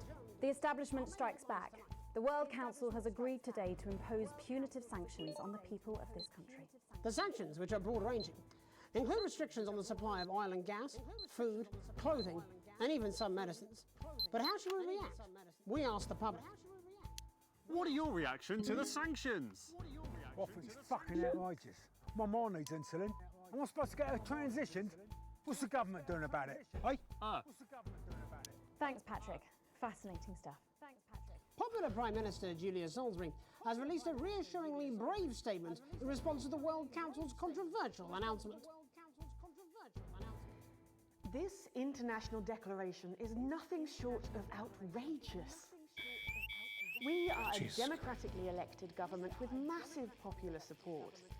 We do not recognise these sanctions, and we encourage other socially progressive nations of the world to both resist and ignore them. Advance have struck fear into the heart of the international community by showing that it is possible to have radical change for the betterment of the many. And whilst I wish we could improve other countries as much as we have our own, we do not rely on the help of others to thrive. This country is entirely self-sufficient. We are a team, now more than ever. And this team is on your side. Thank you. Defiant stuff. But what do you, the public, think of our government's stance? Robin Short found out. Hi there. Robin Short, National Nightly News. I was wondering if I could get your thoughts on the current government. I'm not really very interested in politics, really. As Mother always said, leave politics to the politicians, Malcolm. Over to you, fellas. Global mega corporation Remington's Fist today announced that trials have successfully completed on their groundbreaking male contraceptive product, Responsibility. The drug has been passed by the government for general release, but the small print warns that, in rare cases, side effects can include blurred vision, enlarged genitalia, and increased risk of stroke. No double entendre intended. But what do you, the public, think of Sophia Remington's latest venture? Patrick? Would you take the male contraceptive pill? No, mate. Her body, her baby, her problem. Damn. How progressive of you. What'd you say? Nothing. A momentary lapse of reason. commuters across the capital found themselves somewhat bemused by the latest stunt by controversial protest group Disrupt. In a baffling start to the day, commuters found performers outside every major station, all dressed and posed identically. Whether we're supposed to be amused or intimidated is anybody's guess, Jeremy, but most commuters didn't even stop to notice. Well, as long as it's not some grand contemporary dance, it's probably harmless. But how do we all feel about Disrupt and their eclectic tactics? Robin found out. Do you have any feelings about Disrupt? It's all a bit noisy for me, really. As Mother always said, leave the rebelling to the rebels, Malcolm. Bubbling up, intrepid scientist Dr. David Wong and Dr. Ingrid Svorsborg-Hawkinsford today sent a blueprint of the escape craft in which they hope to finally leave Dante's taint. With expert opinions of the plan running the gamut from optimistically engineered to that looks like something my granddad made in his shed, it sounds like the unfortunate team are going to need all the thoughts and prayers they can get. So what should we think about the escape plan? Patrick Bannon again. Dare I ask you about the blueprints? Well, mate, I've never been a submarine engineer, but I have tinkered with a few motors in my time, and I can tell you that thing is not going to work. I'd rather trust my life to Uncle Pat, and I murdered him 10 years ago. Oh, what? It's because you're joking. It's funny. Are you? I am not a number. Applications finally open today for the new Advanced Team Membership Cards, a scheme by the government to allow fast access to all the new public services being introduced daily. The team membership cards are entirely voluntary, but will be recognised as legal identification by all major organisations, including the police, banks and, vitally, pubs and bars. And of course, there's no charge, Jeremy. It all seems too good to be true. Well, you've always been a cynic. But most importantly, what should you, the public, think about the new team membership cards? Team membership cards? Absolutely bloody not. It's the thin end of the wedge, isn't it, Iris? First it's, can I see your identification, sir? And then it's, would you mind bending over the table, sir? So Sergeant State Educated and Constable Regional Accent here can stick their truncheon up your berry hair. Oh, crikey! They should call them what they are. They're bloody ID cards. Oh, for Christ's sake, what is it, Iris? Oh, I'm really not happy, Algernon! I'm so sorry. Crikey. And finally tonight, back of the net, popular sports personality Johnny Hounsleaves and his fiancée Tiffany Lamour was spotted out today doing a little shopping for what many are already calling the greatest wedding ever. We can only assume that Tiffany's latest show, My Teenage Secretions, has sold better than expected, as by the looks of things, the whole affair's about to become more expensive than Lil C's shoe collection. I don't know who that is. But what should your opinion be of this extravagant display of wealth? Disgusting. Why? Later tonight, in a bit of a switcheroo, it'll be That sums it up. spitting rhymes with popular Disgusting. and then we'll both be chatting with a familiar team of thespians set to take the nation by storm again. That's all coming up on. I want to change some of my News. responses to those, but oh well, I can't. I mean, I could restart the segment, but nah. I should have just done them how I wanted to the first time.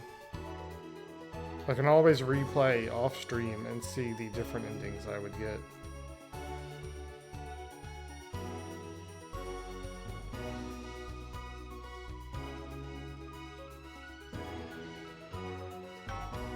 First tonight, thankfully, some news as we return to our main story. The World Council today agreed that punitive and potentially illegal sanctions should be imposed upon this country. The sanctions, which come into effect immediately, aim to stop the flow of food, fuel, and even some medicines from reaching your pockets. Tonight, we have guests from across the continent to discuss this unprecedented situation. For Advance, Peter Clement is at his home in Lamfordshire.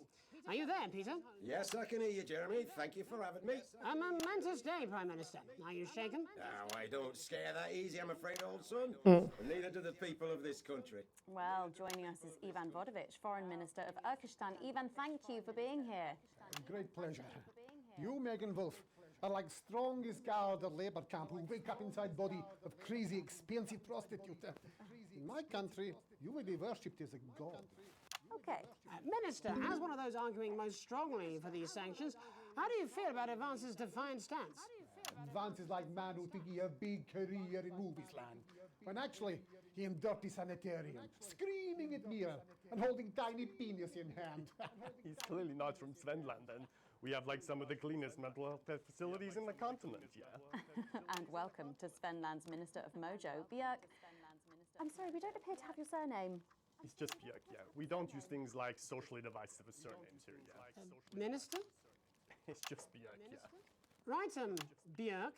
Your country spoke in favour of Advance at the World Council today, but you were noticeably absent when it came to the actual vote. Well, what a surprise. The hippies didn't show up for the fight. Actually, that's quite racist, because if you must know, we were going to go to the whole, like, boat thing, yeah?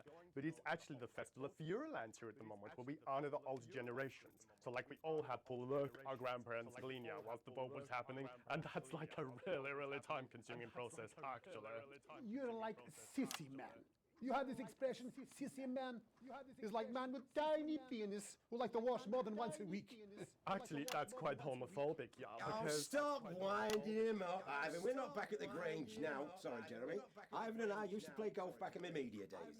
He always wins. Nothing gives him greater pleasure than grinding people's gears. The more publicly, the better. Peter, you're like man with tiny penis who think he have tiny penis, but actually he discovered that. Could it be? No, it's tiny penis. Ivan's just worried that when the rest of the world sees how well we're doing, they'll notice all that dosh that he's got squirreled away. Because that's what these sanctions are, Megan. They're the last pathetic gasp of an establishment in collapse. Wolves at the gates, Ivan, old mate. Good. They can join others on my wall. Actually, in Svenland, we have like serious animal welfare legislation. And like my friend Helga, she got arrested for killing a butterfly that was hovering over her fuel thing. I mean, in English, jam sandwich. I used to know a girl called Jam Sandwich. She was a right cracker too. I wonder what became of her. We seem to be wandering a little from the news here. Human interest, Jeremy. The real people behind the headlines and all that. So if you're watching Jan, give us a call. Yeah. Let's see if we can't organise a reunion. Crash, I'm not sure about that. I'll have to run it past Mrs. Clement first, eh? Peter, you're like man trying to empty ashes of mistresses into oncoming vent. Soon you have tiny penis and beard full of secrets. In Svenland, we don't really go in for all that restricted monogamy stuff here. We're kind of flawed, actually. Okay, well, it seems that we are running out of time. Yes, so before we go to the break, briefly, if you would, gentlemen, with the people of this country facing shortages and possible shortages and power outages. Yes, of course. Thank you. Possible shortages and power outages. Can you summarise your thoughts for us, Minister Björk? Well, from here, yeah, you all look a bit stupid. Oops, sorry. About outdated Hit the mic by accident. Like in Finland, we replaced currency with a system of bodily fluids back in the 1970s, and that's like a really hard distinction, actually. Thank you, Minister Votovic. Your country is like man who think he invented perfect trap for giant mutant hairy bear. But really, he's just standing in field holding his tiny penis. Yes, thank you, Minister. And finally, Prime Minister Clement. Let me talk to your viewers here, Jeremy. Don't worry, everybody. Don't be afraid. Don't even lose a wink of sleep. We knew the rest of the world would react this way, and we're ready. As my old man used to say, you can't make a shite pie without blocking a few toilets. Thank you, Prime Minister. Reassuring words there. We'll be back. After these messages. We'll be back. 1 minute back. Hey, Peter, I over your way this weekend. You fancy a quick 9? Yeah, sure, front or back. That's what I hope you're asking Megan Wolf for. I think after this broadcast, I'm logging off. Thank you. You have to be more careful. It's all part of his long-term plan to get fired live on the news at 6 in front of the nation. Can someone warn him it's going a little too well? A+, cool.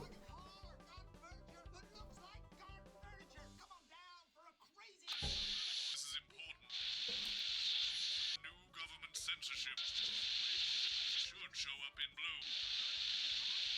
Same as regular censoring. Keep an eye out for the advanced blue waveform. What? Alright.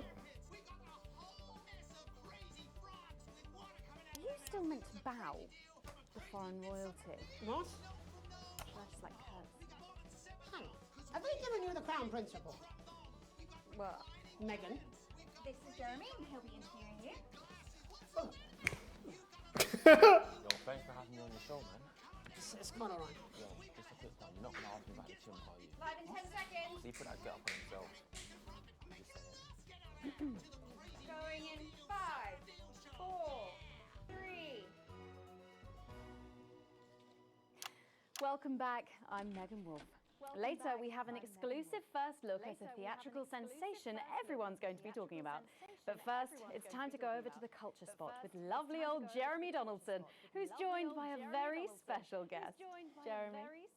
Thanks, Megan. I have the honour and privilege of being joined by hip-hop royalty. He's been called the son of the streets and the father of truth. Not sure how that works, but whatever. Let's welcome Jesus! Thanks, Jeremy. Yeah, it's a real honor to be here on this show, the news. You know, as a kid on the streets, I used to watch you through a window of the shop, so to be here right now is crazy. You've had quite the journey to be here today. Can you tell us about it? Well, you know, I try not to, well, you know, the past is the past, and I don't like to dwell on it. I understand. But yeah, man, the streets is all I remember. Like, my mother donated me to a charity shop soon after I was born. Elderly lady took pity on me. You know, she let me sleep on a pile of crime fiction until I taught myself how to walk. Wow, that's quite the childhood. And she died tragically. Right there in my arms, man. You know, I remember a tear falling as she laid there next to the used homeware. And in that moment, I became a child of the streets. I was just 18 months old. What a tale. What a tale. Exactly. You're I was known for thinking your too. direct and honest lyrics. Was your style informed by your troubled past? Oh, like I said, I try not to talk about it. It's just it's just too hard. Of course. But my first album is about the story of the first 4 times I stole, so I wouldn't starve. A small group of infants came to see me as their de facto leader. They call me Mr. Cheese Slice. Anyway, we were like a family. So it would seem. Recently, you've been quite outspoken about the government. Yeah, fuck the government. Fuck Advance. Fuck Peter Clement. What is it that you object to so vehemently? Well, you know, they stole from us. They're taking our money and spending it, man. Redistributing it. Actually, homelessness has been all but eliminated in the last couple of months. So? Surely that's a cause close to your heart? Yeah, nah, of course, man, very much so. I just mean, like, why do I have to pay for it, you know? You don't. People have been rehoused on property seized from the historically wealthy. And that couldn't have been you, could it? Look, yeah, I worked hard to be here. I built this from nothing, and I deserve to be rewarded for that. Would you say you worked harder than, say, a farmer or a care worker? I don't know. But if people are taking something from my music, choose to value it, buy it, who's to say I don't? And no one can take that away from me. Not even to help, say, vulnerable children? Mr. Cheese Slice. What is it you're trying to say? I just don't understand where you've placed yourself politically. I mean, is it ideological or is it tactical? Well, it's more of Or like... maybe it's hereditary. What? Your words, Jeremy. I let the music speak for itself. And the people agree with me. Well, that remains to be seen. But you have given me a very easy segue out of a conversation that I promise you was much more painful for me than it was for you. So here he is with his hit song, Mrs. Ludlow's Tears. Oh no, I'm going to do something a little different. It's a new single I've been working on. Oh, so this is unapproved, is it? Yeah. You love it. Excellent. Don't worry, we've got a state-of-the-art censorship system. What's the worst that could happen? So here he is with a new song. Aren't we lucky? It's Jesus! First, you're gonna pay up. You're gonna pay back.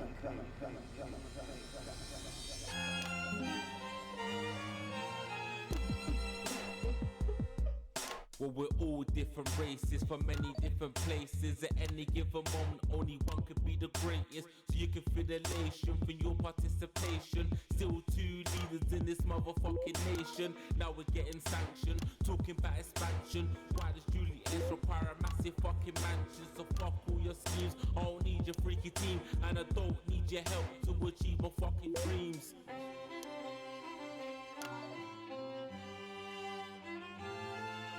So don't make a fuss when you find you're one of us. Get every single one of you's a bit Jesus. And you can call me crazy, cause no one ever pays me. But I won't waste a lifetime being motherfucking lazy. I may be inventive, my taste may be expensive, but why would I get out of bed with no fucking incentive? Although it's contravention of your obvious intention, I like to eat a little of the fruits in my invention. You make us the same, but we're not all the same. All our dreams, all our schemes, all our means are not the same. The best of the praise, of the press of the wave, cause we're only equal people when we're motherfucking slaves. Take this fact, gonna stain it red, gonna slam it into Peter Clemens' motherfucking head, cause he's thick as shit, he's got a job he's unfit for. Time to stone a castle with a motherfucking pitchfork.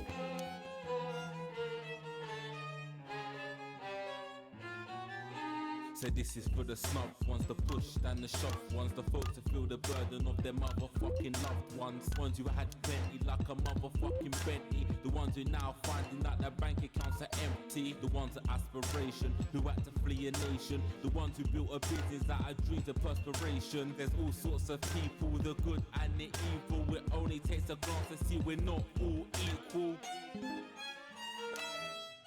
You make us the same, but we're not all the same. All our dreams, all our schemes, all our means are not the same. And the best of the praise, of the press of the ways, cause we're only equal people when we're motherfucking slaves. Gonna take this fact, gonna stain it red, gonna slam it into Peter Clemens' motherfucking head, cause he's thick as shit, he's got a job he's unfit for. Time to stone a castle with a motherfucking pitchfork. Get out of your seats, get your asses in the streets, set a fire in the building, let them feel some fucking heat. Say you hate to go getters, you're spoiling betters, and burn them on the powers of advances fucking letters. Gonna take his facts, gonna stain it red, gonna slam it into Peter Clemens' motherfucking head, cause he's thick as shit, he's got a job he's unfit for. Time to stone a castle with a motherfucking pitchfork. Chase that dream, you don't need a fucking team, and advances little dances aren't as harmless as it seems, cause they're stale and corrupt. Then your anger erupt, then your hearts and your minds and your fists to destruct.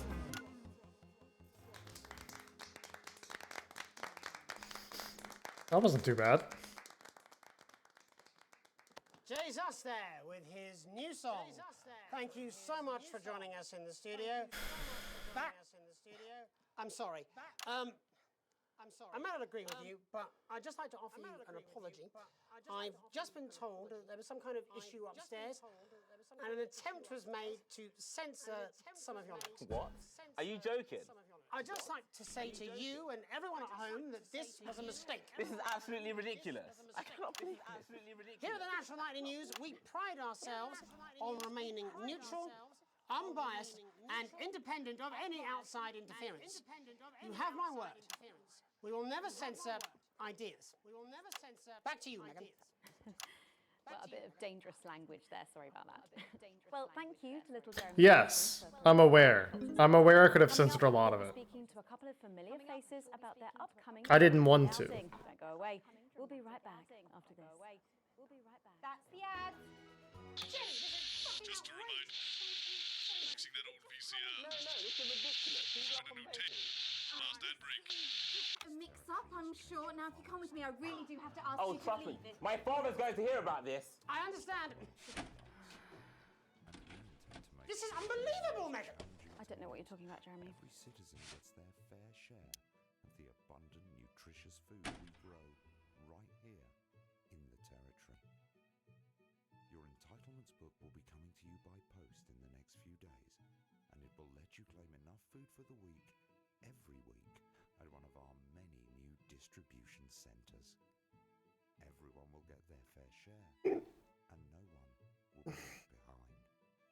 So you Oh, here we go. coming together to Shut up, stop it. Look at him. If we could just get you in position. Oh, say no more. Say no more. Megan, Jeremy, you remember Mr. Algebra? Vividly. And Mr. Harris, and this is Ms. Radin. What? Philippa, please. We're back together again, eh? Who'd have thought it? Perhaps a lower order demon. Yes, it is awfully exciting, isn't it? Right, okay then. We're going live in 10 seconds, opening on camera 1. Let's keep on setting a shining example. 5, 4, 3. Welcome back, and no, you're not mistaken. Sitting across from us are some very familiar faces. You really are too kind, Megan. It was only a yogurt commercial, but I'm still proud of it. Here to talk about his new show, we're joined by National Treasure Tommy Harris, the National Theatre's Philippa Radin, and National Deficit Jeff Algebra. It's so lovely to have you all. Tommy, would you like to tell us about the show? You know what? I'd bloody love to. It's about me. It's about my life. And where did the idea come from? So, right, picture this. Their legs are akimbo, mid-session, sweat is pouring out of me like an immense hog. And then Cindy comes in, she says, Pete's on the phone. That's Peter Clement, the Prime Minister. Yeah, Pete's actually a really good mate of mine. Oh, is he really? Yeah, no, he comes to training sometimes. He's actually a pretty good goal sweeper. Anyway, so, Pete, he says, Toby, he thinks my name's Toby, see? He says, how would you like to spread your message of team spirit and cooperation across this fractured nation? How would you like to really make a difference in these desperate times? What did you say? Yeah, right, yeah. So, Jeff, the question on everyone's lips is, what in God's name are you doing here? Well, after the success of my debut work and all the people that I've touched, I knew that I had a career in theatre. Yeah? I've always been an admirer of Tommy from afar. So when my manager phoned and said that I'd been offered the gig as director, I was ecstatic. I whipped my trousers off and got straight to work. Why did you do that? I do all my best work with my trousers off. Yeah, I've been told that too. No, I wouldn't say so. Right, Tommy, sorry, would you just give us a sense of what the show is actually about? It's about how hard it's been for me and some of the struggles that I've faced. It like really getting to the heart of how tough it is to be me. I call it Tommy Harris. Jesus, that was hard. Catchy. We actually have some clips of the process of the show. Would you mind telling us what's going on here? Yeah, so the show is built around two things that are very important to me. It mixes scenes from my life as well as epic fantasy retellings of scenes from my life. But Dad, you promised you'd come to my graduation. I'm sorry, son. You're an embarrassment. But Damn, me too. You promised you'd come to my graduation. Back, demon! Back to the hells! What? Back to the hells! Philippa, what's it been like co-starring with Tommy Harris? I've always dreamed of treading the boards at medium-scale regional theatres, Megan. And for once, this show really gives me something to sink my teeth into. What's different about this show, then? Tommy, Mr. Harris's show really lets me show my tremendous range as an actor. I've always suffered from typecasting, forced to play the same tired characters in every god-awful yogurt advert or godforsaken soap opera or, God forbid, a pantomime. But, you know, this show has really let me just go there. Jeff, the viewers at home will be dying to know exactly what is it that you bring to the show? What is it that Good question. I think these guys would agree with me when I say that it's my steady hand on the tiller, my arm round the shoulder approach that's really brought the production from strength. I didn't realize I was allowed to play those Jeff's things in scene 2. Immeasurable. He was our rock. Can you give us a sneak peek of anything else that might be in the show? Yeah, all sorts, yeah. Yep. We've got lots of exclusive first-hand experiences of Tommy's time in the underground sports board scene. And some epic fantasy retellings of Tommy's time in the I underground lost track. scene. Lost track if he was talking.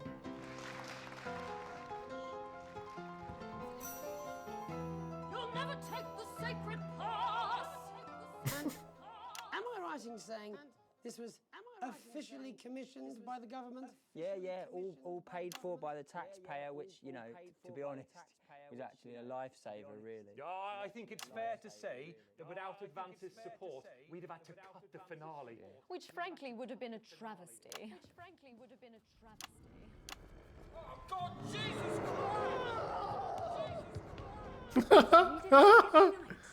Absolutely. It's a metaphor. For what? It's a metaphor. For what? Death. And the public are footing the bill, are they? Too bloody right they are. Between the cost of my tour bus and the dry cleaner and my ties, I'm barely scraping a profit here. Amazing. And where can the folks at home come and see this for themselves? We're performing all over the nation. And people can see it for absolutely free, all courtesy of Advance. Isn't that incredible, Jeremy? Yes, it's unbelievable. Yes. Well, thank you all so much for coming. Next time we see you, no doubt you'll have taken our jobs. That's all we have time for tonight. Join us tomorrow when I'll be interviewing the world's most attractive horse. I'm Jeremy Wow. Dawson. And I'm Megan Wolf. World's the most attractive horse. I want to be watching that one. That's the ads. Let's get reset for tomorrow, please. Hey, we must stop bumping into each other like this, eh? Tired of dull and lifeless hair? Fed up of dry and brittle split ends? Then say hello to our seat.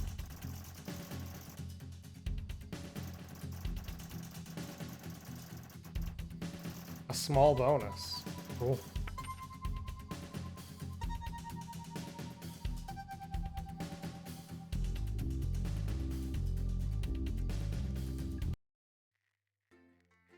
Alright, this has been fun. I will definitely... You have unlocked additional content on this profile.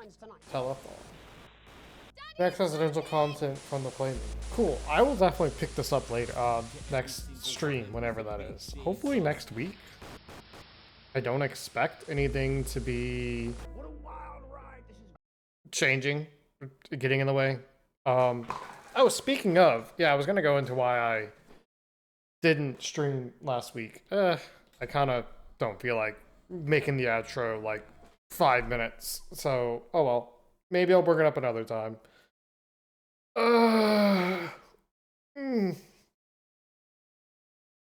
Alright, well, y'all have a good weekend. I'm gonna go chill out and relax now. Hope you all enjoyed, and I hope to see you next week.